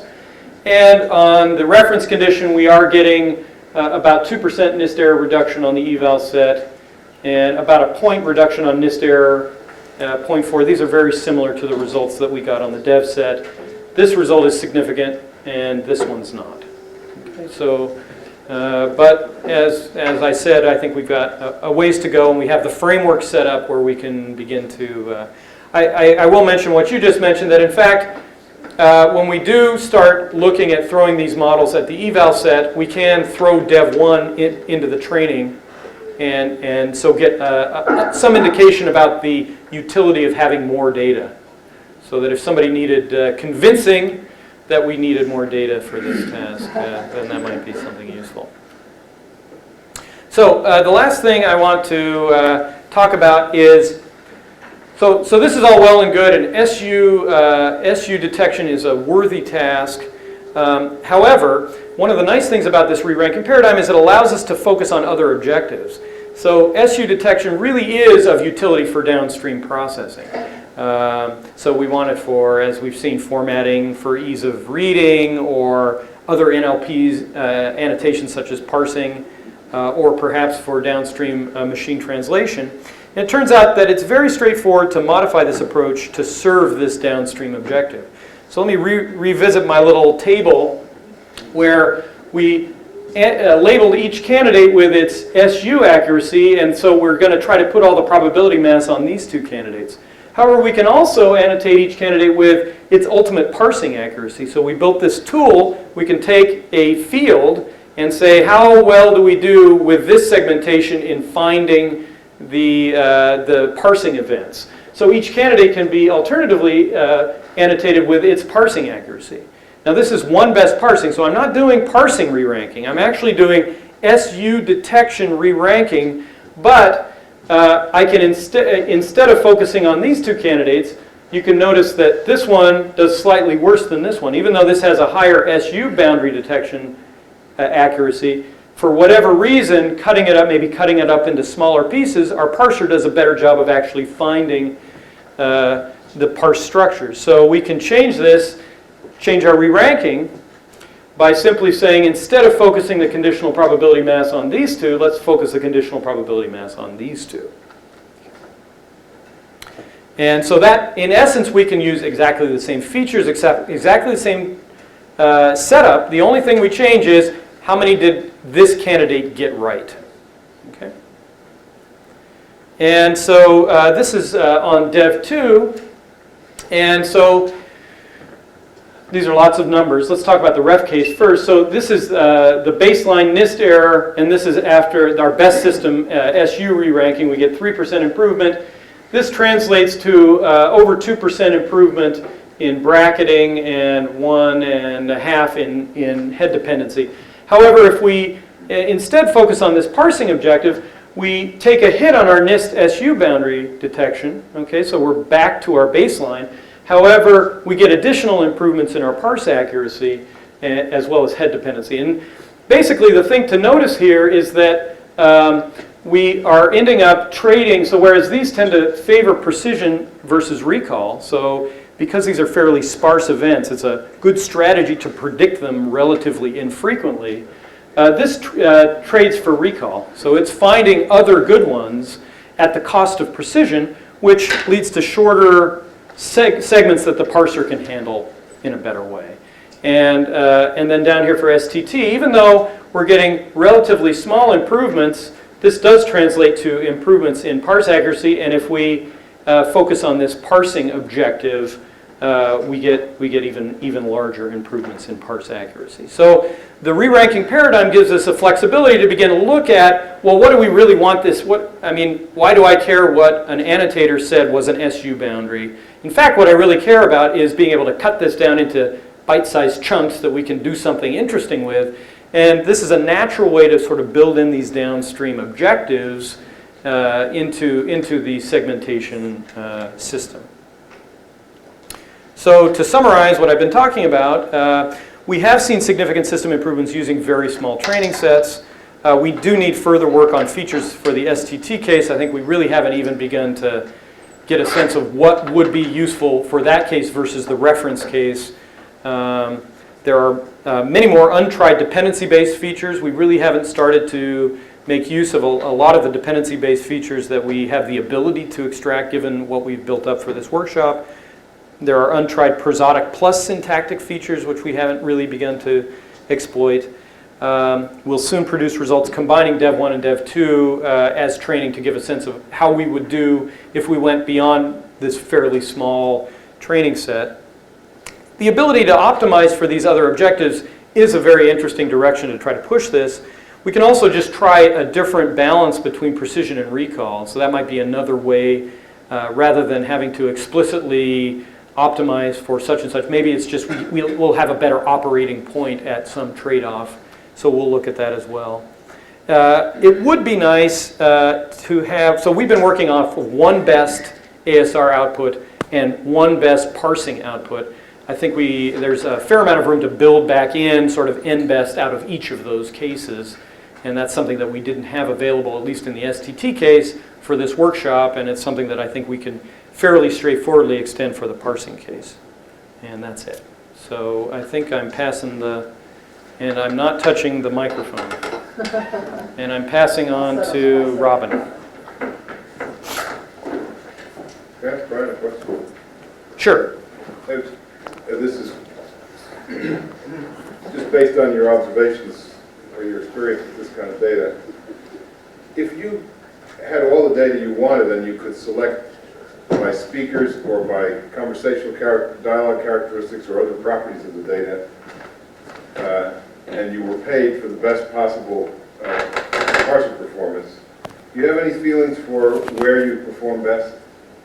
Are there speakers whose turns are longer, or can you characterize any of these conversations in such a way that if you had a subset of the data and you could optimize on it?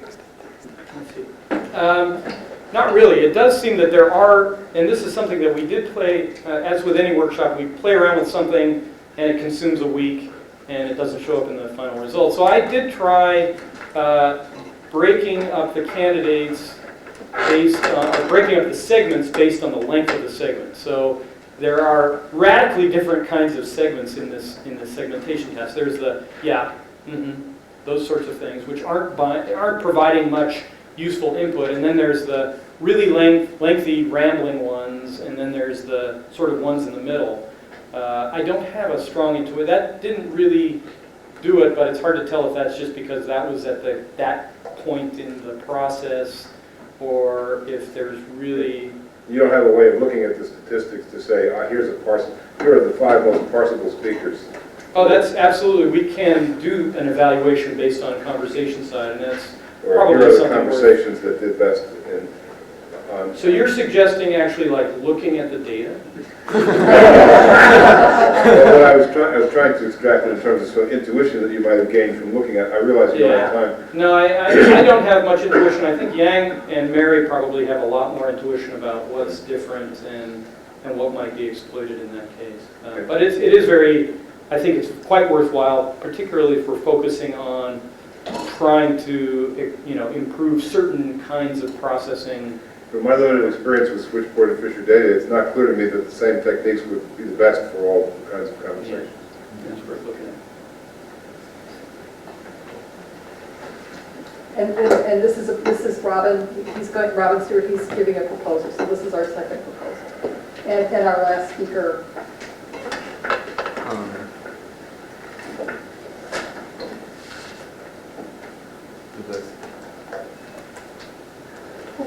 I'll set it up for you. Sorry.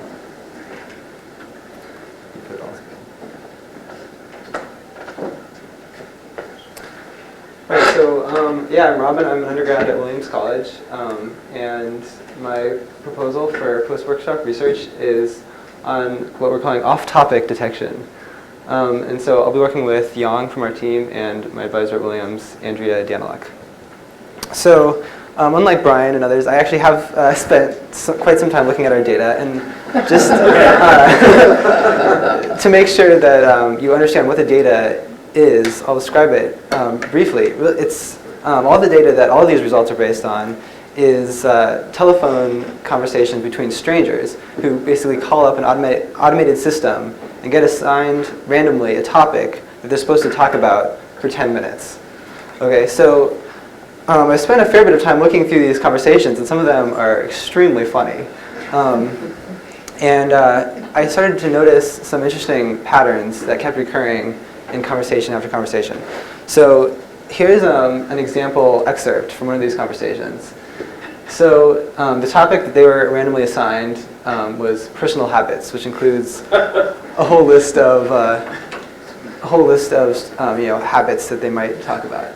So they started off talking, oh, I'm in college, so like my drinking is pretty cheap, maybe like $5 a week. Like, oh, that's not bad. Yeah, it's pretty cheap. So drinking is one of the habits. So we might label this as an on-topic section. But then they sort of run out of things to say. Oh wait, what college did you go to, by the way? University of Illinois. Really? In Champaign? Yeah, in Champaign. Oh wow. And you live in New York? Yeah. Interesting. Yeah.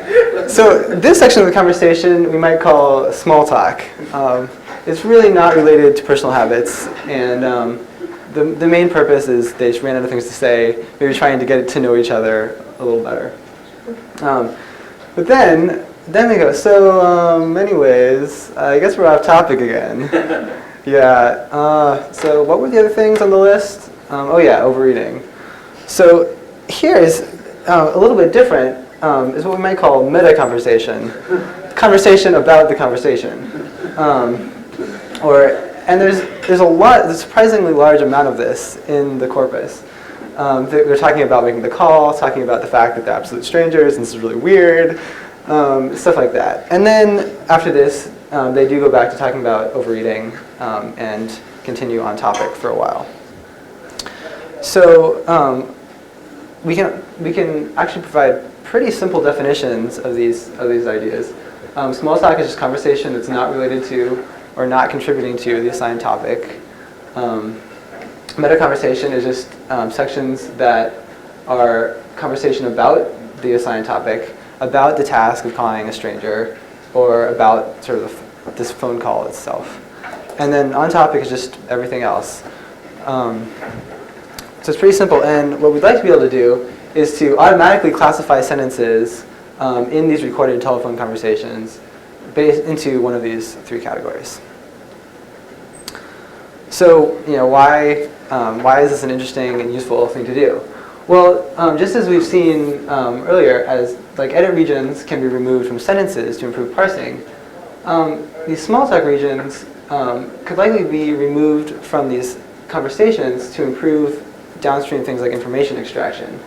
So, for instance, if someone's searching for weather information, they probably don't want to get clips of people going, so, how's the weather been? Oh, it's rainy for the past couple of weeks. It's probably not what they're looking for. Secondly, both of these types of off-topic sections might have to identify changes in topic for the new topic detection task. For instance, meta conversation a lot of times will start a topic. Now we're supposed to talk about U.S. public schools, for instance. And then with small talk, we find that it tends to fill the gap between sort of more significant topics. So that also might be a good indicator of a segment. In addition, this is by no means limited to this corpus that we have. It might also be applied to meetings, where there's all sorts of small talk like, oh, you should have seen the traffic today, it was awful. Or meta conversation like, let's talk about the quarterly revenue report. And in the case of meta conversation, that might be something that we'd want to highlight to try to summarize what has been talked about in the meeting, for instance. Even in broadcast news or stuff like this, I'm glad I'm safe inside the studio, or we now go live to Jim for an update.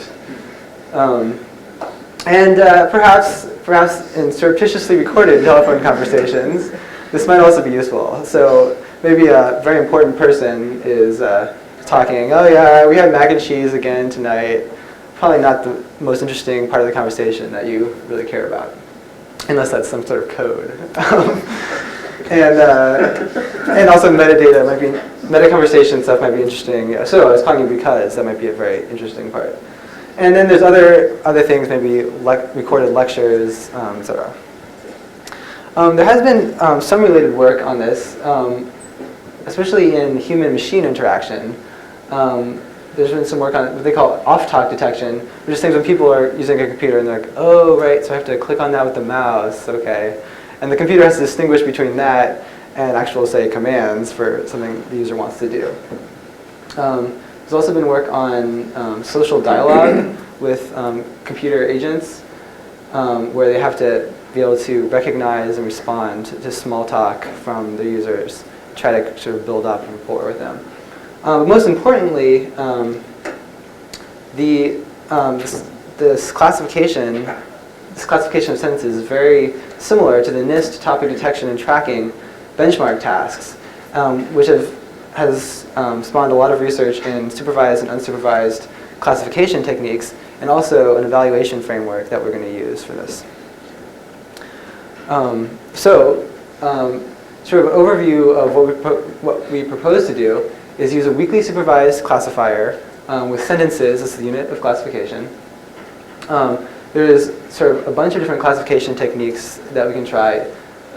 For starters, the naive Bayes classifier is probably a good baseline to use. It just looks at individual words and how likely it is that those occur given the different categories. And then we also like to model the fact that these off-topic regions tend to be at least 3 or 4 lines long. So we can use some sequence decoding to help model that and make sure there aren't like weird one-lines that the system tries to pop up. And the weakly supervised part of it comes from the sort of bootstrapping method where we train the classifier on a small set of data and then use that to automatically annotate a big set, retrain, and do that iteratively until it sort of settles out. So what we can use a bunch of different information sources, which is very similar to how the method that our group used for metadata re-ranking. In fact, the maximum entropy technique, we used it. And in this workshop, it's good I've had some experience working with that and generating features. So some other features that we might use include a lot of the same things that we use for improving our sentence boundaries. Bigram, trigram language model, keywords, filled pauses and discourse markers, like Matt was talking about. Speaker changes and overlap, which I worked on for this workshop. Duration of pauses, frequency of awkward laughs. And all of this stuff is sort of marked up already in our corpus and can be pretty easily extracted. So it's quite a rich source to draw from. But in order to do this at all, we do need a set of conversations that are annotated into these categories that we can start our bootstrapping process from. So to see if this is feasible, I went through and annotated 5 conversations. And it's quite easy to do. And the time it takes to annotate, I found, is at most twice the length of the conversation. And there's actually surprisingly little ambiguity in these things. Unlike a task like topic drift, where you're not really sure when they switch into something else, we're really focusing on completely off-topic things, which are quite easy to spot and serve different purposes in the conversation. So we expect high annotator agreement. The other great thing is that the weakly supervised learning techniques minimize the amount of annotation that we need to do. So we estimate that we'll probably need about 3 hours of training data to do the initial training, which is about 30 conversations, and probably about the same for the evaluation. That's basically the same as our evaluation set for our project. And for starters, at least, we have 2 annotators for each conversation, plus maybe a tiebreaker to make sure they break ties in a consistent way when the first student agree.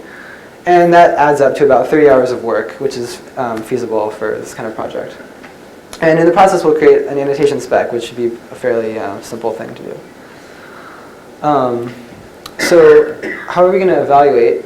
Well, the simplest thing is just the accuracy, the percentage of sentences of the system correctly identified. And then we can also use a metric that NIST designed for detection evaluation, which sort of makes a detection error trade-off curve. This is just a random example from other work, which uses probability estimates instead of the sort of classification decision, so you can get an idea of the trade-off between misses and false alarms. I think that'll be helpful for seeing how our system is interacting with the data.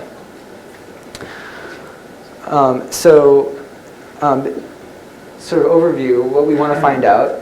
The big thing, how well can off-topic regions be detected using these standard machine learning techniques? How much training data do we need to do a decent job? Which machine learning algorithms work well in this task? What features, the ones we try, are effective?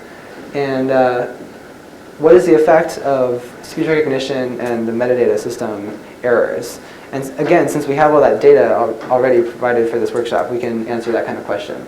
And then once we have an annotated corpus with these distinctions, we can even ask questions like, how well do these ASR MD systems perform in the on-topic versus the off-topic regions, which might be interesting. So in conclusion, I think this research would be useful, at the very least, for improving downstream tasks like information extraction and new topic detection. Very generalizable to meetings, broadcast news, phone calls, and basically anything where there's spoken conversations. And feasible. Since we're building on the NIST topic detection and tracking benchmark tasks, both for the machine learning techniques and for the evaluation framework. And thanks to the weakly supervised classification techniques, is only a small amount of annotation, which should be very doable. So that's my proposal. Is a question? Do you know how many changes between your 3 categories you expect in each of these 10-minute conversations? how many changes? Going from on topic, off topic, meta conversation. Yeah, well, in the ones that I've done, they're not very many. I would guess the average would be maybe 5 changes, because a lot of times, once they get on topic, they'll go for a while, and then they'll sort of fizzle out into small talk for a little bit, and then change back. So on the other hand, there's quite a wide variation, and some conversations have they're just going, they're on topic the whole time. Other conversations just really don't like the topic, and it's basically small talk and meta conversation for all but like 5 sentences. So there's a wide variation in it too, but it doesn't actually change that frequently. Yeah. How much of this conversation depends on the fact that the conversants understand they have a job to talk about a topic, and how much of it is general? That's a good question. I think that there's probably going to be more meta conversation in this corpus, because that includes the fact that they're doing this awkward thing that's not normal, and they're calling someone up, and what we're supposed to talk about. But I think it does generalize to other things, because people still are saying things like, oh right, I need to tell you this, or Lectures, I think it would show up a lot in lectures. yeah, like lecture program. Well, you can always do a control on call home where the conversation is, where the selection is up to the speakers and the conversations jump around at will. They're unguided. I'm sure they have changed. But they're close in collection style and modality. Yeah. So I think this is another neat topic, and I'm curious about whether you've considered doing, I know you're doing benchmark, you're doing evaluation on the downstream, on this task, but I'm wondering if you'd be interested in looking at evaluation measures on a downstream task in the way that we talked about, doing the SU detection and then having parsing as a downstream task, and then you could instead do the TDT task itself, but use this as a way of sort of deleting regions the way that we've done with edits and so forth. It just seems like that would be anything to do with it. Yeah, that'd be a really good idea, and yeah, we could use systems that have been developed for that and try to optimize based on that. Yeah, in the same way. The problem is that conversations are not very good for TDT. These conversations are very weird. So Kostas Boulis in my lab has been doing TDT on switchboard conversations and had some interesting problems with it, and just finished it, just filed his dissertation on this subject. So you might be interested in reading his work. Definitely. Yeah, thanks. Thank you. Other questions? Yeah.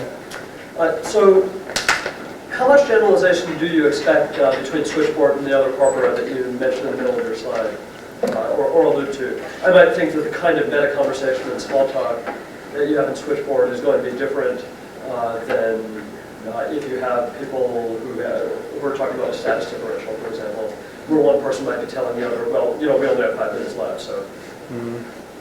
Yeah, well, I think certainly you would have to train on different sets to do it.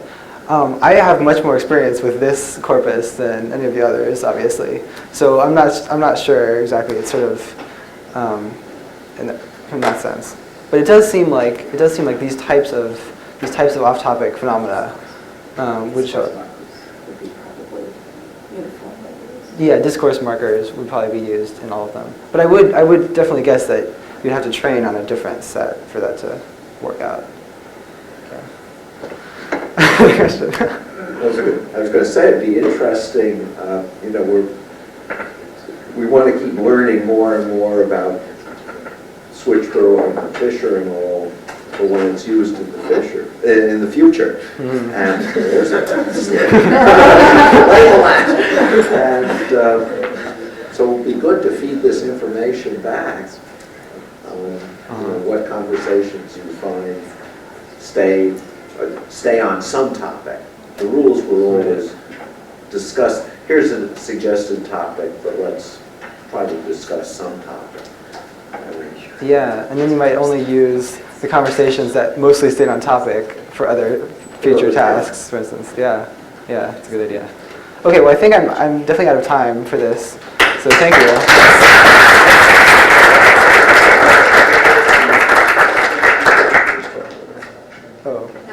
I don't think any switch.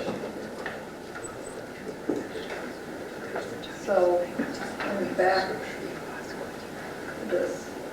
just to say a couple.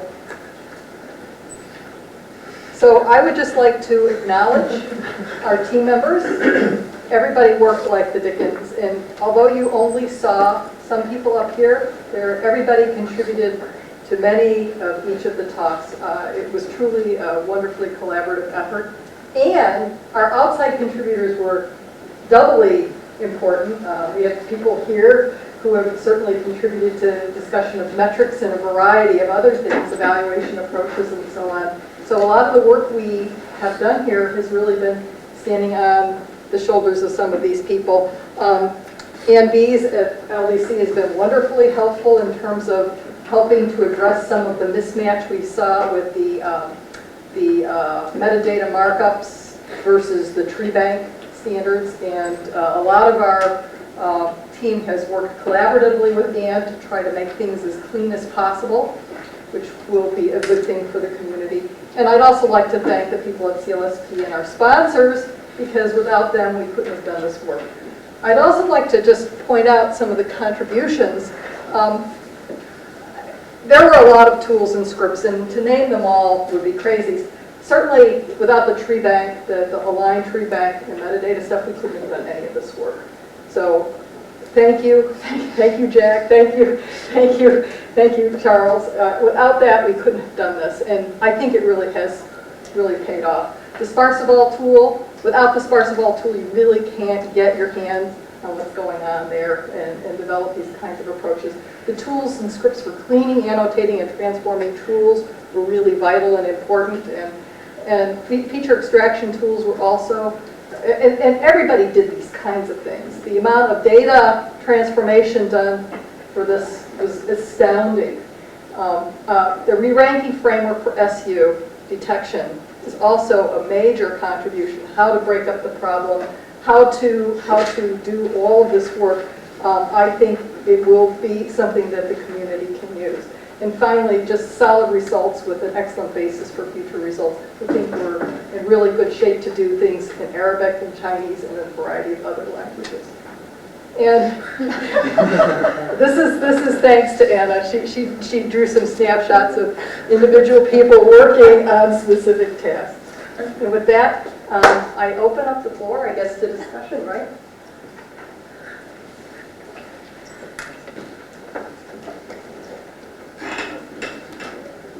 All hungry. So,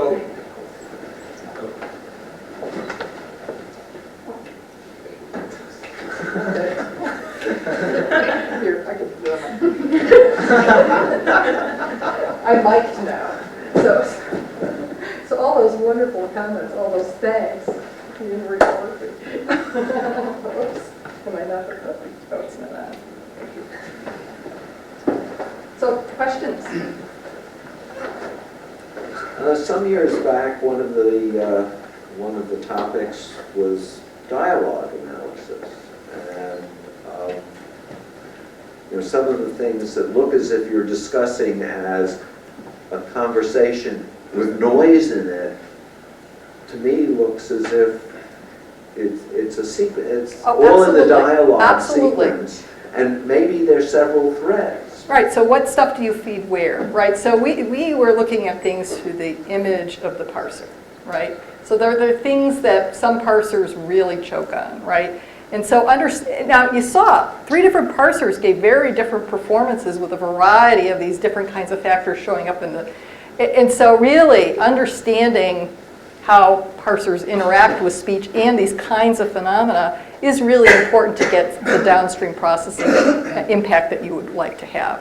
And so fillers are wonderful for detecting things like sort of the meta level in terms of a conversation. But they are, the like-you-knows, we're great at filtering them out. We might not even transcribe them if we were transcribing. We would just go for the other stuff because that's really, but it does give you conversational structure. And so, yeah, you're absolutely right. But it isn't really part of the propositional content of the individual sentences.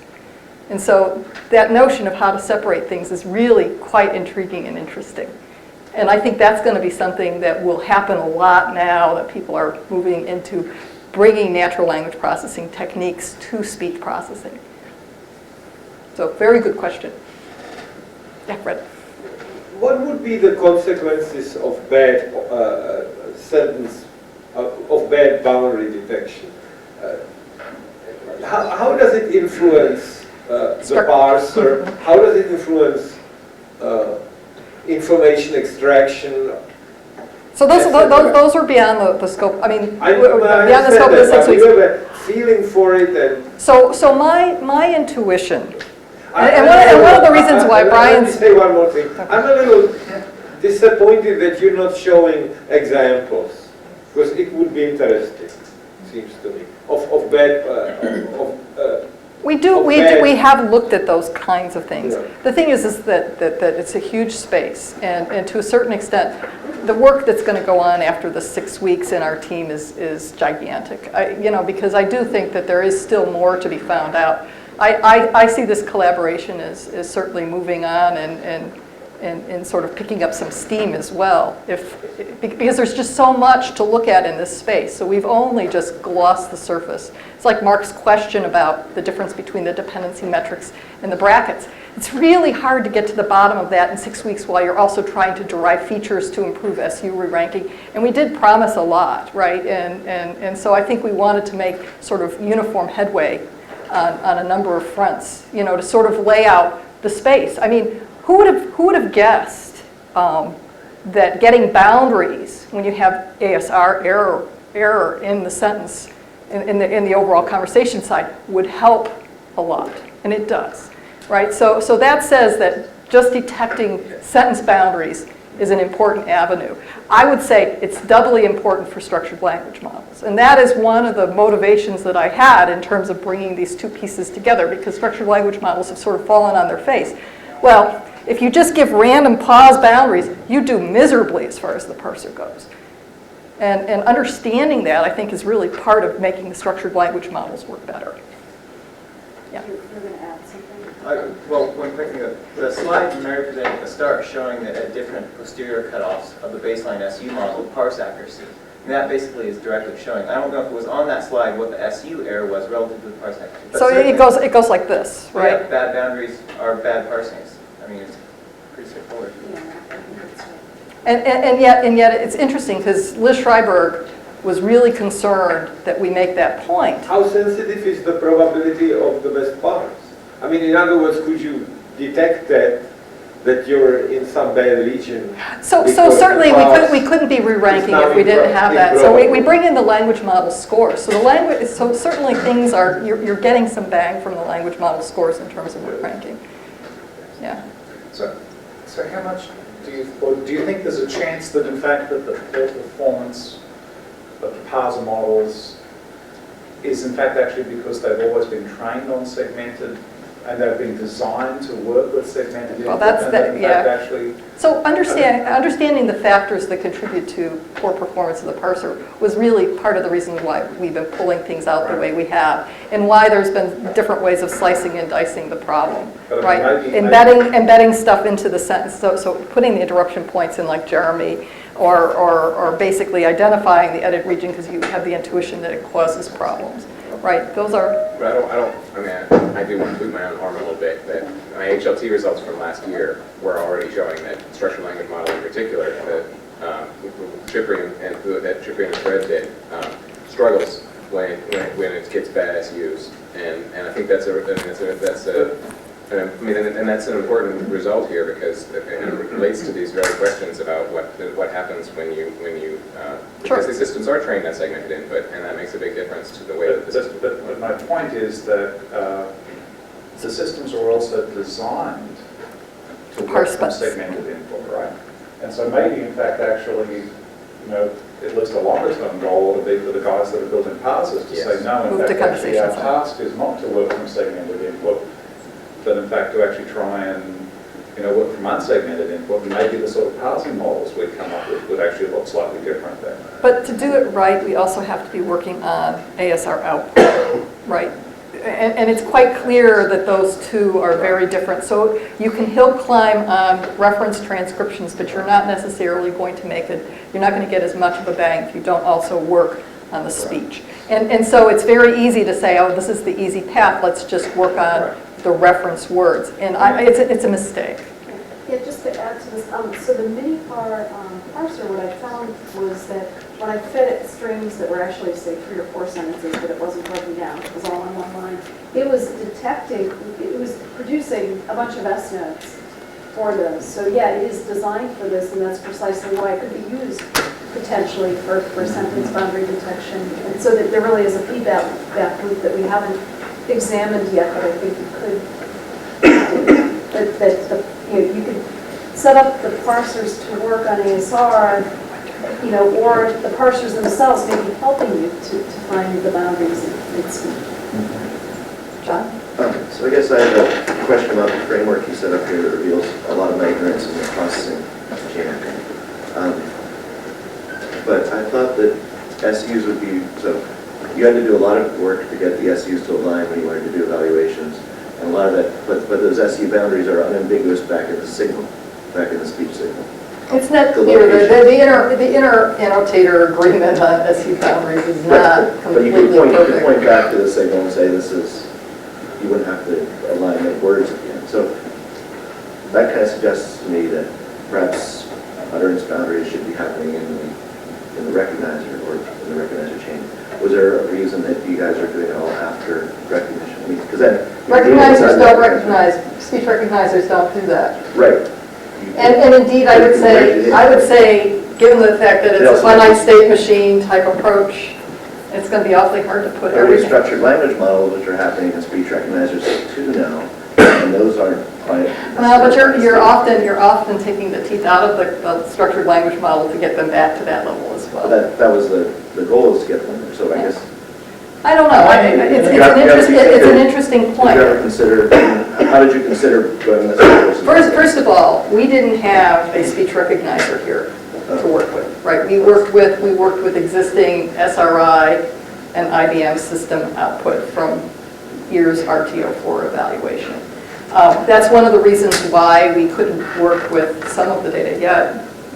So actually, when I first came into this project, this was something I was so used to doing re-ranking over, say, speech lattices, that the fact that we just had the one best, I kept hallucinating that we had more than the one best for quite some time. And I actually think it would be better to jointly optimize on these things. So maybe the approach would be have a baseline recognizer, produce word lattices, and then do joint optimization of SU boundary with word lattices, and maybe even parse information thrown into the mix. It wasn't something that fell out of the problem that you guys should approach it this way. It's logistics and stuff. We don't have access to the baseline recognizer. Yeah. Right. So and that was a problem for getting more. So going back and working on the training set that we originally were, it didn't feed into the STT piece, and so we really had to go back and work with a much smaller training set for STT than you really could have worked with for the ref case, right? It's really challenging. I think it would have been very difficult in the 6 weeks to optimize for that as well as what we were optimizing for. So I think it was a good piece. I didn't mean you guys. The stuff you guys is great, but there's like the larger question. Oh, absolutely, and I tend to agree with you. I am a tightly integrated person. And I think all of us are dealing with speech in a tightly integrated way, right? And so I am very sympathetic to the tightly integrated approach. But the thing is sometimes when it comes to trying to pull out the factors, then it becomes an engineering exercise as opposed to the science, and I think the science is important too. Other team members want to pipe up? So no more conversation. So where would you guys go next? What do you think should be done next? I mean, other than that, I mean, so John's got a nice proposal.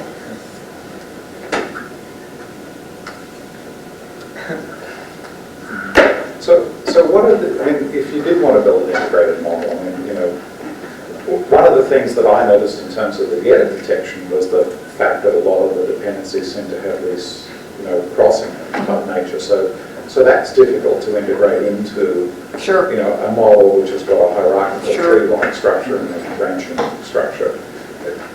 Any other observations like that about things that would be difficult to put into an integrated model, or would everything else really fit very neatly? It's really hard to say. Well, once you boil it down to an N-best framework where each candidate is a separate analysis upon which you can derive arbitrary features, you get the game that you had where you can exploit these things that aren't But I easy think, to I think he's embed. thinking lattice approach, right? Yeah, well, yeah, I mean, you know, so yes, I mean, but there's a certain sense in which if you just do what you just say there, I mean, you know, you can just throw everything in and the different features don't really need to be structurally related to each other at all, right? But I mean, But there were situations where things, certain combinations degraded things. I mean, it wasn't very often. So usually when things worked well, individually they combined all right. I mean, but there were cases, in understanding those cases, we didn't have time to get down to the bottom of it. I mean, it took, setting the framework up was the work of 4 weeks, I would say. Really, and it wouldn't have been something we could have done remotely because really it involved the expertise of all. I mean, really it was a truly an interesting, astounding interaction to get it to go. And everybody can do that.